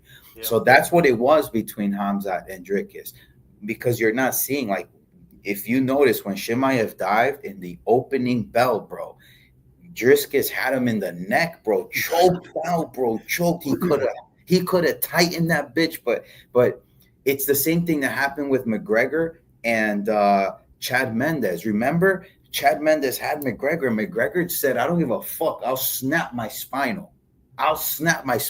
So he released. Same thing. They all released. McGregor, Chad Mendes released them. Same shit happened here. Drickus released Hamzat. And then in the later rounds, if you notice, they scrambled in the 5th. Following, like, I think, like maybe the last 30 seconds of the fight, everybody started shouting. And all of a sudden, Drickus, if it weren't for one shift in motion with his hips, he was about to gain top control. And you know what would have happened there, bro. Ground and motherfucking pound. Nobody has the middleweight ground and pound like he does, bro. Drickus is the best, bro. That dude is the GSP of that division, bro. It's just unfortunately he doesn't have a base. He don't got a base in wrestling. GSP. Bro, Harry. No, bro. He'll put out Adesanya. He'll put out Paulo. He'll put out everybody. Dricus will pull out every. Tell me who he can't beat in the middleweight division. Chimaev. Thumbs up. Yeah, man. That's the fucking problem, Harry. That's the issue, yeah. You know, That's hilarious, man. we know that he could fuck up the rest of them. BS is like, that's the issue, Harry. That's the issue. I mean, that's the fucking problem, you know. And this is me coming from like, well, you know what it is too. Like, Hamzat never fucking gave us like not a single indication that he's not down he's not down to game, bro. That he's not down to fucking go, right? Like every other fight, like with Usman, with Gilbert Burns, like he's not out here, bro. You tell me he couldn't have fucking wrestled Gilbert Burns. Yes, Gilbert Burns has unbelievable jiu-jitsu. Maybe that was really that much of a difference of like, oh, he doesn't want to get caught. Like I just don't like even I don't believe that. Like watching what the fuck he did to Dricus and then watching what Dricus did to like all my favorite fucking fighters, I just don't believe that Hamzat couldn't have done that to everybody. I disagree, and I'll tell you why, man. I think those fights now, you know, like retrospect, fucking hindsight's 2020. But when you look at the Chimaev versus Burns and the Chimaev versus Usman fight, very different first rounds compared to all the other fucking Hamzat Chimaev fights, and that's including the DDP fight. I think what happens is when you show resistance in that first round, which Gilbert Burns did a great job of, he got taken down immediately, fought up using his jiu-jitsu sweeps, and then denied getting taken down again. And then Usman, even though he was taken down, put up a damn good fight, and the entire time was just scrambling and protecting his fucking neck. They made it a hectic pace, and we knew that about Hamzat. Protect your neck type shit. But what we thought, and this isn't, again, I picked Hamzat Chimaev, but the thought process behind the DDP pick, if you were a person that picked DDP, was that he's going to make it hell for Hamzat Chimaev in that first round with the grappling. The fucking problem is he didn't. He just laid there and took it. And at that point, Hamzat Chimaev was like, well, fuck, this is easy. I could just take this guy down and hold him there. Rinse, fucking repeat. There we are, drunk as shit at the United Center, fucking 30 minutes in, watching this guy just fucking hug this dude. So I think that's the difference. I think Gilbert Burns and Usman put up enough of a fight to make this guy exhaust himself in that first round, and then we got to see a fight. It never happened. So you think he went in there with like the same mindset of like, I'm gonna wrestle fuck these guys, saw quickly that it's not gonna be that easy as it was with Dricus, and then just like was like, fuck it, I'm just gonna like do whatever? Sort of. I mean, I don't think it was like such like a fucking black and white on and off kind of thing. I don't see color, brother. I think it was just like a holy shit, this is fucking tough. I can't just manhandle this motherfucker. So now we got to make shit happen, and that didn't happen. All I know is I would do you just like Hamzat did Dricus. Brother, I would do that. That's not true, and we all fucking know that.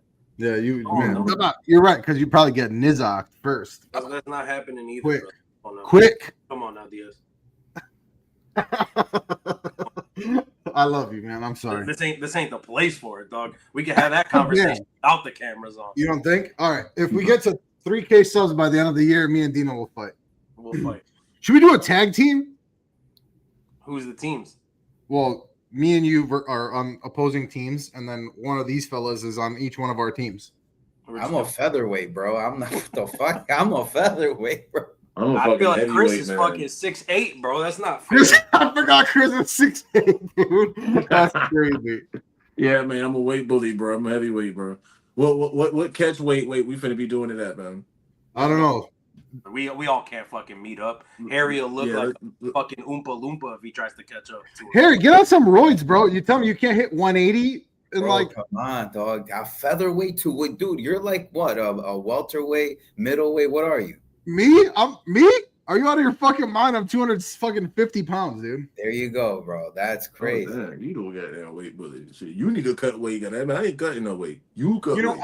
I have gotten as low as like 195, and when I was at 195 at this height, like same size, and I was like emaciated, fucking. And I'm sure I could cut another 10. So like, I guess if I was actually an MMA fighter, I would probably fight at 185. But you'd be a decent 185er, like decent size 185er. Oh yeah, like what did you box at, DS? Dude, like heavyweight, like 257. I remember my first fight. I weighed in at 257 on the dot. You're out of your fucking mind. I was also 17, fighting like a 30-year-old. Man, he was a fucking beast. Hey, this guy knocked out a grown ass man in front of his children. That's fucked up, bro. Yep. And then also, I think I might have said this before, but bro, it was my first fight. First of all, if you've never like competed in any sort of like combat sport, it's fucking different than anything else, right? Like I've hooped, like not perfect, like or I've done like organized basketball, organized football, all this shit. There's nothing like even on some like dumbass amateur shit, like they're announcing you walking up and you're like, damn, bro, it's just me. It's just fucking me. So tell me why, like my first round, everything I learned went out the window. I took like 46 headshots. I had like a fat concussion after because my defense went all out the window. Tell me why at the start of the second round, it was only 3 rounds. This dude tried to touch gloves with me and he went like this. And I popped him with a quick ass cross because I thought he was like just throwing like the weakest jab of all time. I'm like, this guy's a bitch, bro. And then the crowd started booing me and shit. They're like, what the fuck? I'm like, what, bro? Like, they're like, he was trying to touch gloves. I'm like, first of all, why be touching gloves in the fucking second round, bro? Yeah, you know? like, why wait? Yeah, I'm just like, maybe the first and the last round. Why are we touching gloves in the second? Like, I'm not fucking trying to fuck, bro. Like, yeah, I don't know. yeah. First Yeah, round. I'm not gonna lie, I still cringe at that when I think about it sometimes. But I'm glad we brought it up here on the internet. Thank you. There we go. I'm happy that you got that shit fucking recorded. All right, Harry, real quick. You gave us the gun to the head. What was it? Give me the gun to the head one more time. Diego Lopez. Man, I like Claudio Puelles, man. Claudio Puelles. Gun to the head. Okay, hey, let's Hey, yo, fuck cancer though, bro. And I don't mean the guy, just like the concept. Facts. That's big facts. Hey, I want to do this before we fucking sign off or whatever the fuck we're doing. I just want to go through. Where we going, bro? I'm having a good time. I'm good to stay. I'm just saying. It looks like Harry's tired. Chris looking a little tired out there, but I just want to do this real fucking. I'm just gonna go down the list, okay? I'm gonna go through the fucking fights 1 through 14. That's good. Just give me the person, whatever you want to say about it. Senzinando versus Daniil Donchenko is the first fight of the night. That's the Ultimate Fighter finale. We talked a little bit about that. I'm going Donchenko KO. Chris. Donchenko. Harry. Donchenko because his opponent's coming off injury. Let's go. DS. Donchenko first round KO. All right. Next fight, Alice Pereira versus Montserrat Rendon. We talked about that. I'm going Pereira. Decision. I think the UFC wants the young girl to win. Dana Black. I'm going Pereira via cutie patootie. Hell yeah. Harry. Let's go, man. Yeah. Pereira Via or fine shit decision. Pereira or I got hurt by pretty privilege, goddammit. DS. Pereira by decision. Okay. Third fight, Alessandro Costa versus, what is that? Alden Correa? Whatever the fuck. Alden Correa. I'm going Costa by decision. I think he mixes in the strikings, the takedowns, the pace is fucking high, and he just wins it with some top control. Oh, that's crazy. He's gonna Chris, who you got? Top control him? Costa. I'm taking Costa, man. Harry. Correa on the spread plus 3.5 at plus 150. You're out of your gourd. I do love that. I have to, bro. I have to, man. Costa's coming back from injury. I have to, man. He's just Costa, man, who fought fucking what's this guy's name? From The Office. Steve Carell. Yeah, there you go, Steve Carell. So Harry, real quick, I just want to know, official pick is Correa or just on the spread? On the spread, plus 3.5. All he has to do is win a round. Okay. DS. Spread it, daddy. I'm going to go with Costa, second round knockout. Okay. Fourth fight of the night, fucking interesting one that we talked a little bit about, Zach Reese versus SD Dumas. This one, to me, I didn't really get to fucking talk about it much, but it's two people that make the dumbest fucking decisions in and outside of the cage. I think I've seen more out of Zach Reese than I've seen out of SD Dumas in terms of talent, but it's hard to fucking bet on the guy. So I will fucking say Zach Reese tentatively. I'm not touching this shit with a 10-foot pole. Give me Zach Reese by decision. Chris. I'm picking Zach Reese by sodomy. Sodomy. Yeah, Zachary Reese by sodomy. I don't think high Cedric was at all. Honestly, I think he fucking sucks. Honestly, I think he fucking sucks too, Chris. Trust me on this. Cedric Dumas by we got not Rice McKee. What's his name? Zachary Reese by submission, early submission, or Cedric Dumas by finish, KO by finish in the later rounds. I think 0% chance of a SD Dumas knocks out anybody. I can see it. What do you got? Me? he don't look like he got no type of problem. Man, I'm gonna go Zach Reese by decision. Okay. A fight I will say the method. I'm pretty confident Zach Reese. Not super confident, decently confident. The method is like, I'm not sure about. And then Cancer chimes in. He says Cedric losing and getting cut. I agree. If he loses, I think. Yeah. He's definitely getting cut, bro. That motherfucker right there, bro. Too many fucking problems. Next fight, Jesus Aguilar versus Luis Gurule. Interesting ass fucking fight. I love this fight. Me too. I like this fight a lot. I'm going Aguilar, man. I think he's gonna get his patented submission. I think Gurule is gonna fade. The takedown threat's gonna be there. Aguilar gets, I was gonna say hate. Nobody fucking talks about him. He doesn't get any credit. So I feel like he's not talked about enough. Exactly. So nobody talks about him, but give me Aguilar by submission. Chris. Yeah, I'm gonna take Aguilar by submission, round 2. Viva Mexico, Harry. I'll take the wrestler and Gurule over the jiu-jitsu practitioner any day. I like his striking better. I got him on the money line. He's also much taller than Jesus Aguilar. That's it. Yes, he is. DS. Truthfully, I think it's gonna be a boring fucking fight. I like the matchup in theory. I have a feeling it's gonna end up being a boring fucking fight. I'm gonna go Aguilar. I'm gonna go by decision. Okay. Next fight of the night, we got ladies. Tatiana Suarez. I just want to say, interesting that 3 of us are picking the underdog there. Yeah.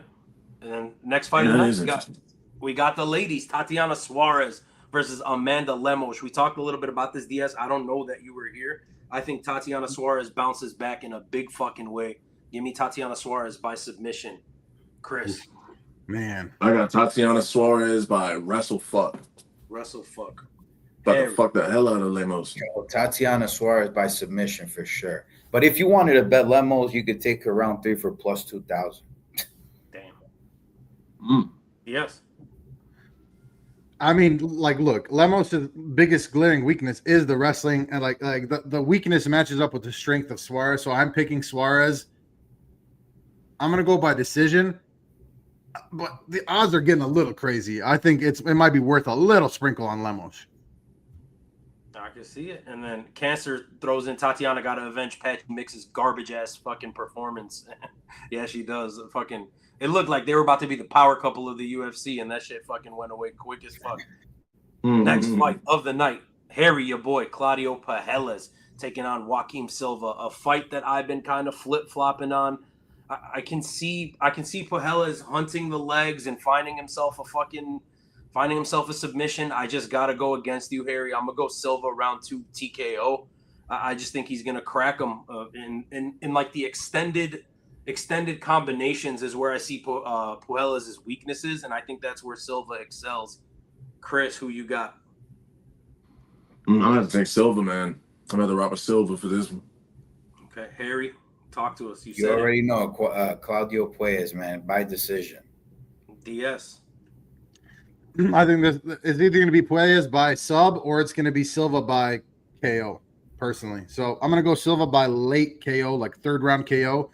I am not particularly confident in this one, I will say. So if I'm hearing you right, if you're going to bet on this fight, does not go the distance is what you're saying? Does not go the distance. Yep. Okay. Next fight of the night, Jose Medina versus Duško Todorovic. We talked about this. I think at this point, it's just clear to me that Duško Todorovic is an actual UFC level fighter with some attributes to his Really? He's a solid striker, man. He starts big shots against a tough ass dude. Who knows? But Duško Todorovic round 1 KO. We just saw Medina get put out by Ateba Gautier, who we've mentioned way too many fucking times today. Can I just say something real quick? You know Bugs Bunny? Yes. In like Bosnia, Serbia, Croatia, Bugs Bunny's first name is Duško. That's what he's called. Really? It's not Bugs, he's Duško. Shout out. So just Duško Bunny. Yeah, it's Dushko Dugoshko, which literally means Dushko with long ears, basically. Fuck yeah. Shout out Mhm. Dushko. That's the homie. Shout out Chris. Dushko, man. Dushko Todorovic, Jose Medina. Dushko. I'm picking Dushko. KO.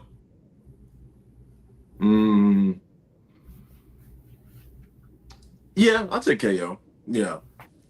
KO, yeah, that's not crazy. I got him by KO. Harry from Pro Schmo Bets. What you got? On the money line, bro. Dushko on the money line. Any method doesn't matter. DS.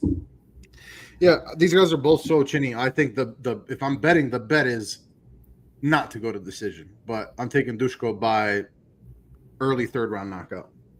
Yeah. Mm. Interesting fucking fight that we did not talk about after that. Santiago Lugo versus Quang Lee. I'm going Luna by decision. I think he survives the power shots. Quang Lee can fucking crack though, so that worries me. But I don't think he's as durable as people make him out to be. So give me Luna. I think he stays composed and just out volumes him. So I'm going Luna to beat Lee by decision. I like that Luna. I like that Luna's going down in weight too, man. He's going down to bantamweight. Yeah. So he's going to be the bigger guy. And Cancer says Quang Lee is easy money. So he's disagreeing with me off the rip. Rick, what you got? Yeah, I'm taking Quang Lee. Quang Lee. Mm-hmm. Okay. Harry. Yeah, Luna, man. Money line. Diaz.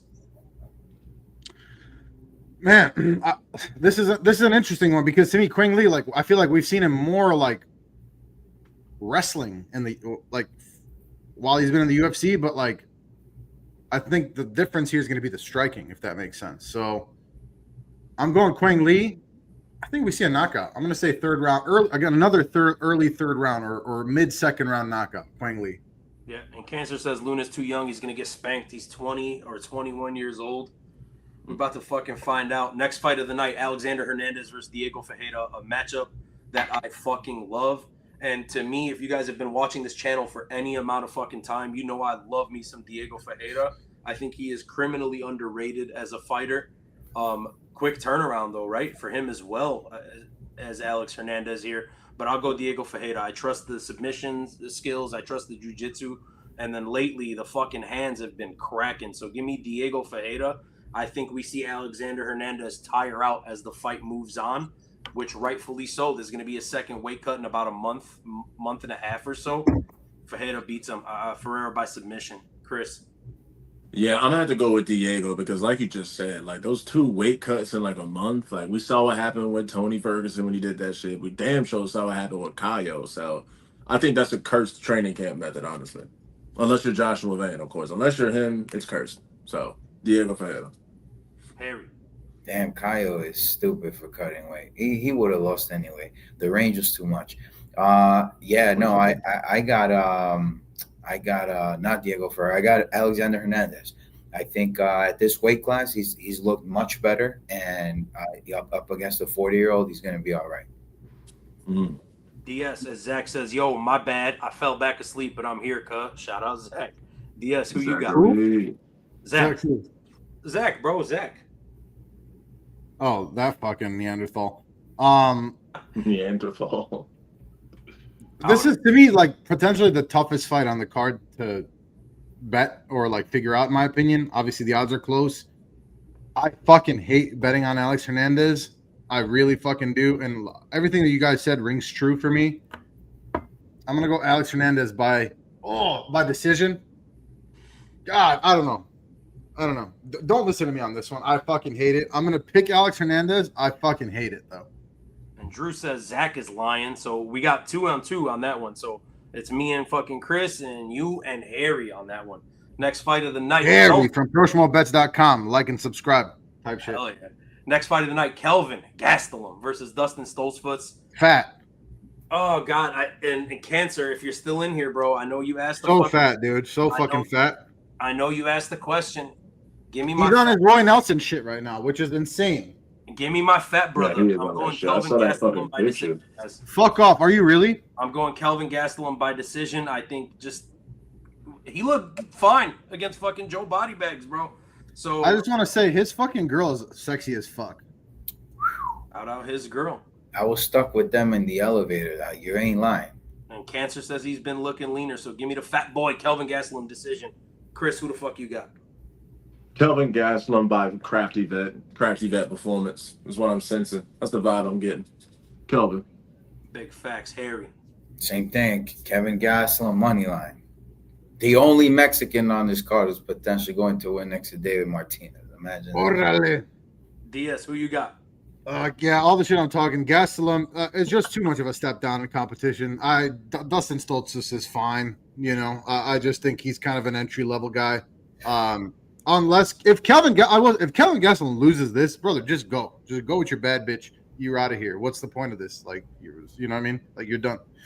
All that shit. And if he is, fucking great career. Like, I know he never got to the tippy top, like, but man, great career.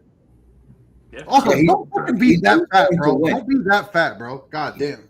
He's going to win. He actually paid dues to a wrestler that helps Craig Jones International Spar.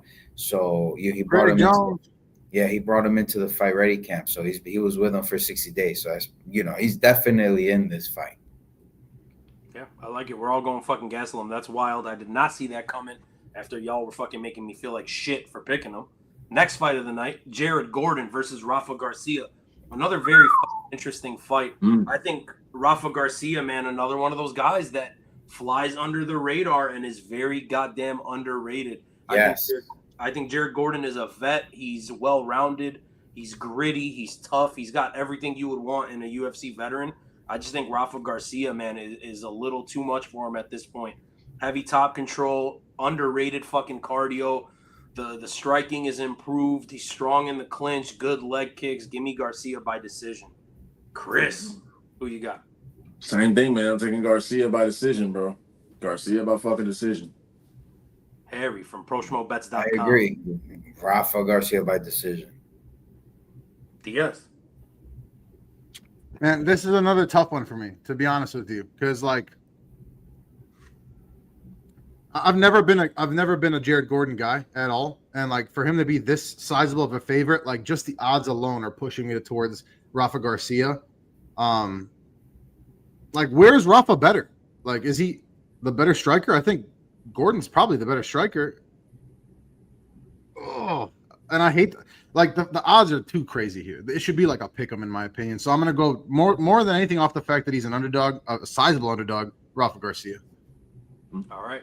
And we move on. Co-main event of the evening, guys. Interesting fucking fight. Rob Font versus David Martinez. Just a little bit. Why the fuck is David Martinez in a co-main event, bro? So Fuck he you. took this fight on short notice. I know, but fuck off. You know what I mean? And here's what I want to say, right? We already know everything there is to know about Rob Font. The dude is a fucking monster. He's amazing. He's fought, the best of the best, great boxer, all that. Martinez, man, he is a rising prospect at this point. Him and his sister, I believe his sister got fucking fraud checked last time out, if I remember correctly. Period. But dude, just these guys, both him and his sister grew up like out of the fucking womb as just striking, right? They were in karate, like right when they started, like right when they were fucking born. And it shows the striking is nasty. He's fast as fuck. The one thing I hate about him is he fights on the outside so much, and it looks like he's avoiding conflict. He doesn't do as much as his sister does, which you would expect, and this sounds shitty from a man rather than a woman, but he fucking, I just don't like his style, man. I can see him winning this fight and being too fast for Rob Font. I might even be picking with my heart here. Give me Rob Font by decision. I hope and hope and hope that he fraud checks this kid. Chris. Yeah, man. Yeah, I'm gonna have to do the same thing, man, because it's like Rob Font, man. When it comes to crafty vets like him, I just gotta give it to him. Because I doubted him against Adrian Yanez. I don't want to make that same mistake again, even though I know he's old. I'm gonna have to go with Rob Font. That's fair. That's fair, Harry. Yeah, no, I got Martinez on the spread plus 3.5. No official pick, just win that. around. Yeah, that's it. That's the bet. That's what I'm betting. Yep. DS. Rob Font by decision. Rob Font, another guy that's super inconsistent. Like at times he looks like he's ascending. Like his boxing is unbelievable. He's got power, and then sometimes he looks pillow fisted as fuck, and it's crazy. To me, that's crazy. As a striker, like how are you as a striker are you that inconsistent? It's crazy to see. To me, like this shouldn't be a question. Like I don't know. Maybe I'm super low on David Martinez. To me, this is like, the fuck are we talking about here? Yeah. Should we, by the way, like Dana Black, Harry at Pro Schmo Bets, should we also be like Bam Bam, 10-7 MMA, DS, 10-7 MMA, like our little name tag things? No, brother. We're good. Okay. If you want to do it, you can do that. But I don't know. All right, guys, we move on to the main event of the evening. Oh, I think we talked about this extensively. We talked about it extensively. Again, it's Diego Lopez versus Gene Silva. I'm just going to full screen us right here real quick. I'm going with Gene fucking Silva, guys. I will be rooting for Diego Lopez. Lopez is explosive. He's well-rounded. He's amazing in the jiu-jitsu. He's got really goddamn good power. The couple of problems that I noticed with him in this fight particularly is the fact that, and we mentioned this a ton, it's those same combos that he throws, and my goodness, does he leave his chin up in the air. And from everything I've seen from Gene Silva tells me that he will find your fucking chin if you leave it there. So give me Gene Silva round 3 KO, TKO. He's going to drop Diego Lopez and then finish him. This sounds terrible. Pause, no Diddy. He's going to finish him off on the ground. Chris. Finish it, boy. That's funny. Yeah, man, I got Gene Silva. I think his predictability with the hands, not using his length, you feel me? And it's very easy to bait him out. Like that combo where he's stationary, throwing the 2-3, 2-3, it's easy to bait that shit out. You feel me? And I think Gene Silva, with his composure and accuracy and patience, he's going to bait it out and he's going to find a counter. So I'm picking Gene Silva by, I say round 3 TKO. Same here. Harry from Pro Schmo Bets. Bro, Gene Silva, man. Diego Lopez, brother, it's a shame, man. He's not connecting those shots, man. He's got a good shot selection, but those sequences, they don't have no pop at the end of a shot when you're missing a few of them. You got the 1-2 combination, the jab, and it's not even landing, So I like the counter puncher and striker in Gene Silva on the money line. Yes. I respect. I understand. I'm not denying a single thing that you guys are saying. I will stand on my own, and I will pick Diego Lopez. I just think he's the better fighter. Almost as simple as that. I just think he's more technical in the striking. The jiu-jitsu is not close. Yes, certainly. And again, I'm picking the underdog here, right? So cut me some slack. I'm fairly confident in this, man. I really am. I think Diego Lopez is going to get it done. Yeah, that's really all I got for it. All right, and then real quick, Cancer saying Gene Silva got them dirty, sneaky ass elbows too, and they're very random. He does throw those out there, dude. This guy. The spinning elbows? Huh? The spinning elbows or what? Where? He's just saying he's got dirty, sneaky elbows. I think he's talking about in the clinch. You see this? Yeah. That's some Diego Lopez shit, my boy. All right, and then hey, so last thing we'll fucking do here, since it is a big fight weekend, we'll start it off with you, DS. Canelo versus Crawford. Oh, I hate this. Oh man, super close, super fucking close. I don't think I'm betting this. I hate this because I originally had Crawford and now I'm switching to Canelo. I'm gonna go Canelo. Don't listen to me though. Chris, Canelo or Crawford? Fuck, man. Like, I want to pick Crawford. Like, my heart's telling me Crawford, but my brain is considering like the rumors with like the injuries and shit, taking that into consideration. Plus, like Harry said, Crawford's not younger than Canelo by any means. You feel me? So I'm gonna have to go with Canelo. Canelo. Harry, who you got?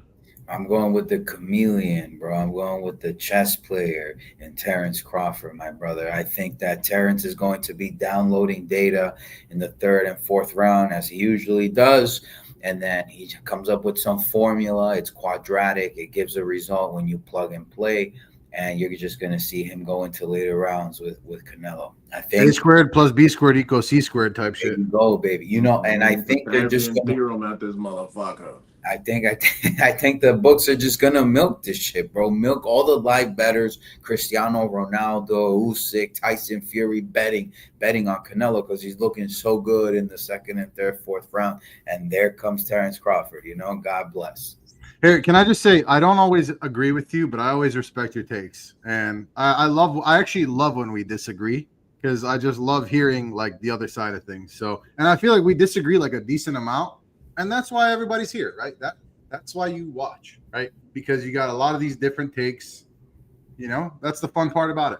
DS with this fucking State of the Union. Word, bro. And DS is a boxer, bro. He has experience with boxing. So this is interesting, man. And I'm surprised you didn't go Terrence Crawford, man.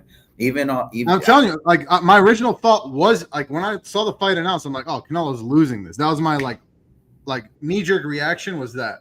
And then I think the fact that like when I saw this in my head, he was like, oh, I'm like, oh, Terrence Crawford's like 4 years younger. And then when I found out like he's 2 years older, I was like, dude, wait, what? yeah. So I don't know. And then like just Canelo's a motherfucker to deal with, bro. He's got a goddamn chin and he's got power and he's got body shots and he mixes it up. And he's like, again, the main point I was making earlier is like it's the cerebral factor of Canelo. Like he's so fucking smart. And I'm not saying Crawford's dumb, but like Canelo is different. I can't wait to see it, bro. Because dude, this dude is I'm more excited for that than I am about the UFC fight. I'll be honest with you. He's got quirky boxing too, like in the short range. Like he's good anywhere, mid range, short range. Like Terrence is nasty, bro. I just wish he had a mouth on him, so he can sell the fights. He doesn't do that, So I'm glad that Turki Ali Sheikh is looking out for him, giving him a good payday once and for all, $50 million. In contrast to Canelo's $150 million, but we're here. Hey, this is completely unrelated to anything, but you know that you guys ever seen that guy on Instagram was like, if Shorty still box, she's still good. Oh, yeah. You know what I'm talking about? 100%. Yeah. I don't know why I just thought, hey, that guy's been popping up on on my fucking feed, bro. He kills me. If Shorty sell box, she's still good. Yo, he's funny. Man. Always remember that. And then, hey, Yeah, what time the fight is She's on? still by. That shit is after Noche UFC. So that's how they have it set up with Zuffa. So Noche UFC and then the fucking main card of that starts, I believe, afterwards, right? Period. Is that what it is? I don't know, my guy. You're the one fucking leading the charge here, brother. I'm following you in a battle. I think that's what the fuck it is. If you Google UFC and then click on prelims, tell me what. Let me ask Chad. I can ask Chad Gibberty. All right, so hey, while you're doing that, real quick, I'm going Bud Crawford. I think that the boxing conspiracist in me is coming out. The 2 times we've seen Canelo lose is on Mexican Independence Day, fucking Cinco de Mayo. This fight is being billed as a massive fight. It's being put on with, in relation with Dana and fucking Zuffa and UFC and all that bullshit. And I could see Turki Ali Sheikh getting his boy the win if it goes to a decision. How about this? Hot take, controversial robbery decision for Terrence Crawford. That's crazy. Shit. I just want to say they're saying that the main card starts at 8 Eastern, 7 Central. They're talking about around 11 p.m. Eastern, 11 p.m. Eastern, probably the main event will happen. Yeah, and the main card for the UFC starts at 5 Central, so it's after UFC. Okay, perfect. So we get to do both of them. Both of them. Come on now. All right, well, shit. I think it's a good time to get the fuck out of here. Unless y'all boys got anything to say. Harry, you got any last words? Bro, I'm just glad that God made me a male and I get this Saturday because God forbid I would have been a bitch, bro. I would have hated my life, dog. You think you would have been busting it open? Nah, bro. I would have been terrible. Come on. Nah, I would have been a hoe for sure. See? Yeah, 100%. Hey, Chris, you think you would have been like 6'3" as a girl? Honestly, yeah. I'd be tall as fuck. I'd be tall as fuck, bro. Yeah. Chris would be I'd be tall as a motherfucker. Imagine that being a intimidating, 6'3" woman and you only bro, I don't think than you. That sounds like a nightmare. I don't think you guys understand how tall Chris is, bro. Chris is fucking tall, bro. Wait, have you guys met in person? No, but I seen pictures, bro. You've gone to events, so I was able to see. No, I know. We talked about this. When I found out the first time we did this shit that this fucker is 6'8", I actually asked him. I was like, "Wait a minute, bro. How tall are you?" He's like, "Oh, I'm 6'8". I was expecting him to say like 6'3", 6'4". He's like, "Oh, I'm 6'8". Like, bro, what the fuck are you doing here? What are you doing here? Like, I feel like if I'm 6'8", I don't know. I'm not gonna be doing shit on the internet. I'm gonna go plow some bitches. I mean, trust me, I done plowed hella bitches. I be plowing bitches like I'm not that. saying you're not. I'm not saying you're not. I'm sorry. I wasn't saying you're not, bro. Type shit. Nah, Type shit. I got, man, I plowed some goddamn nigga. I got tired of that shit. That's what I'm saying, bro. Cancer said, "Holy fuck, dude is 6'8", bro." Cancer is 6'5" though. Bro, all he has to say, Cancer, all he has to do is wink, bro. That's it. Cancer fucking Alexander Gustafsson or some shit. Hey, Cancer, all I'm saying, bro, is if you could hoop a little bit, we get us four and you. We're taking on any MMA community motherfuckers in a 5-on-5 basketball. I'm tearing my shit immediately. Bro, My we're shit is destroying everybody, bro. We would literally beat any combination of MMA community, bro. Come on now. Anybody. Hey, don't go anywhere, fellas. I'll be right back, though. But you can end this shit, but don't go anywhere. I'll be right back. All right, Cancer said and hoop, and let's get it. By the way, Cancer, since we're about to sign off, follow us on Instagram. Says it right there, the 10-7 MMA. Follow these guys as well, Dana Black and Pro Shmo Bets. If you don't, I'm gonna post that fucking picture with Gastelum so you see what the fuck I'm talking about. It's wild. But y'all got anything else before we sign off? Nothing. I just want to say, man, look, man, I appreciate y'all, man. It's always a pleasure to do this show, man. Especially having my boy Harry on here as well, man. Fucking love doing this shit, man. I really appreciate y'all, bro. For sure. Likewise, dog. Likewise. Shit. All right, boys. We're going to end this shit, but stay on. DS wants to say something. All right. So, YouTube community, thank you guys so much for watching. Peace. Catch y'all later.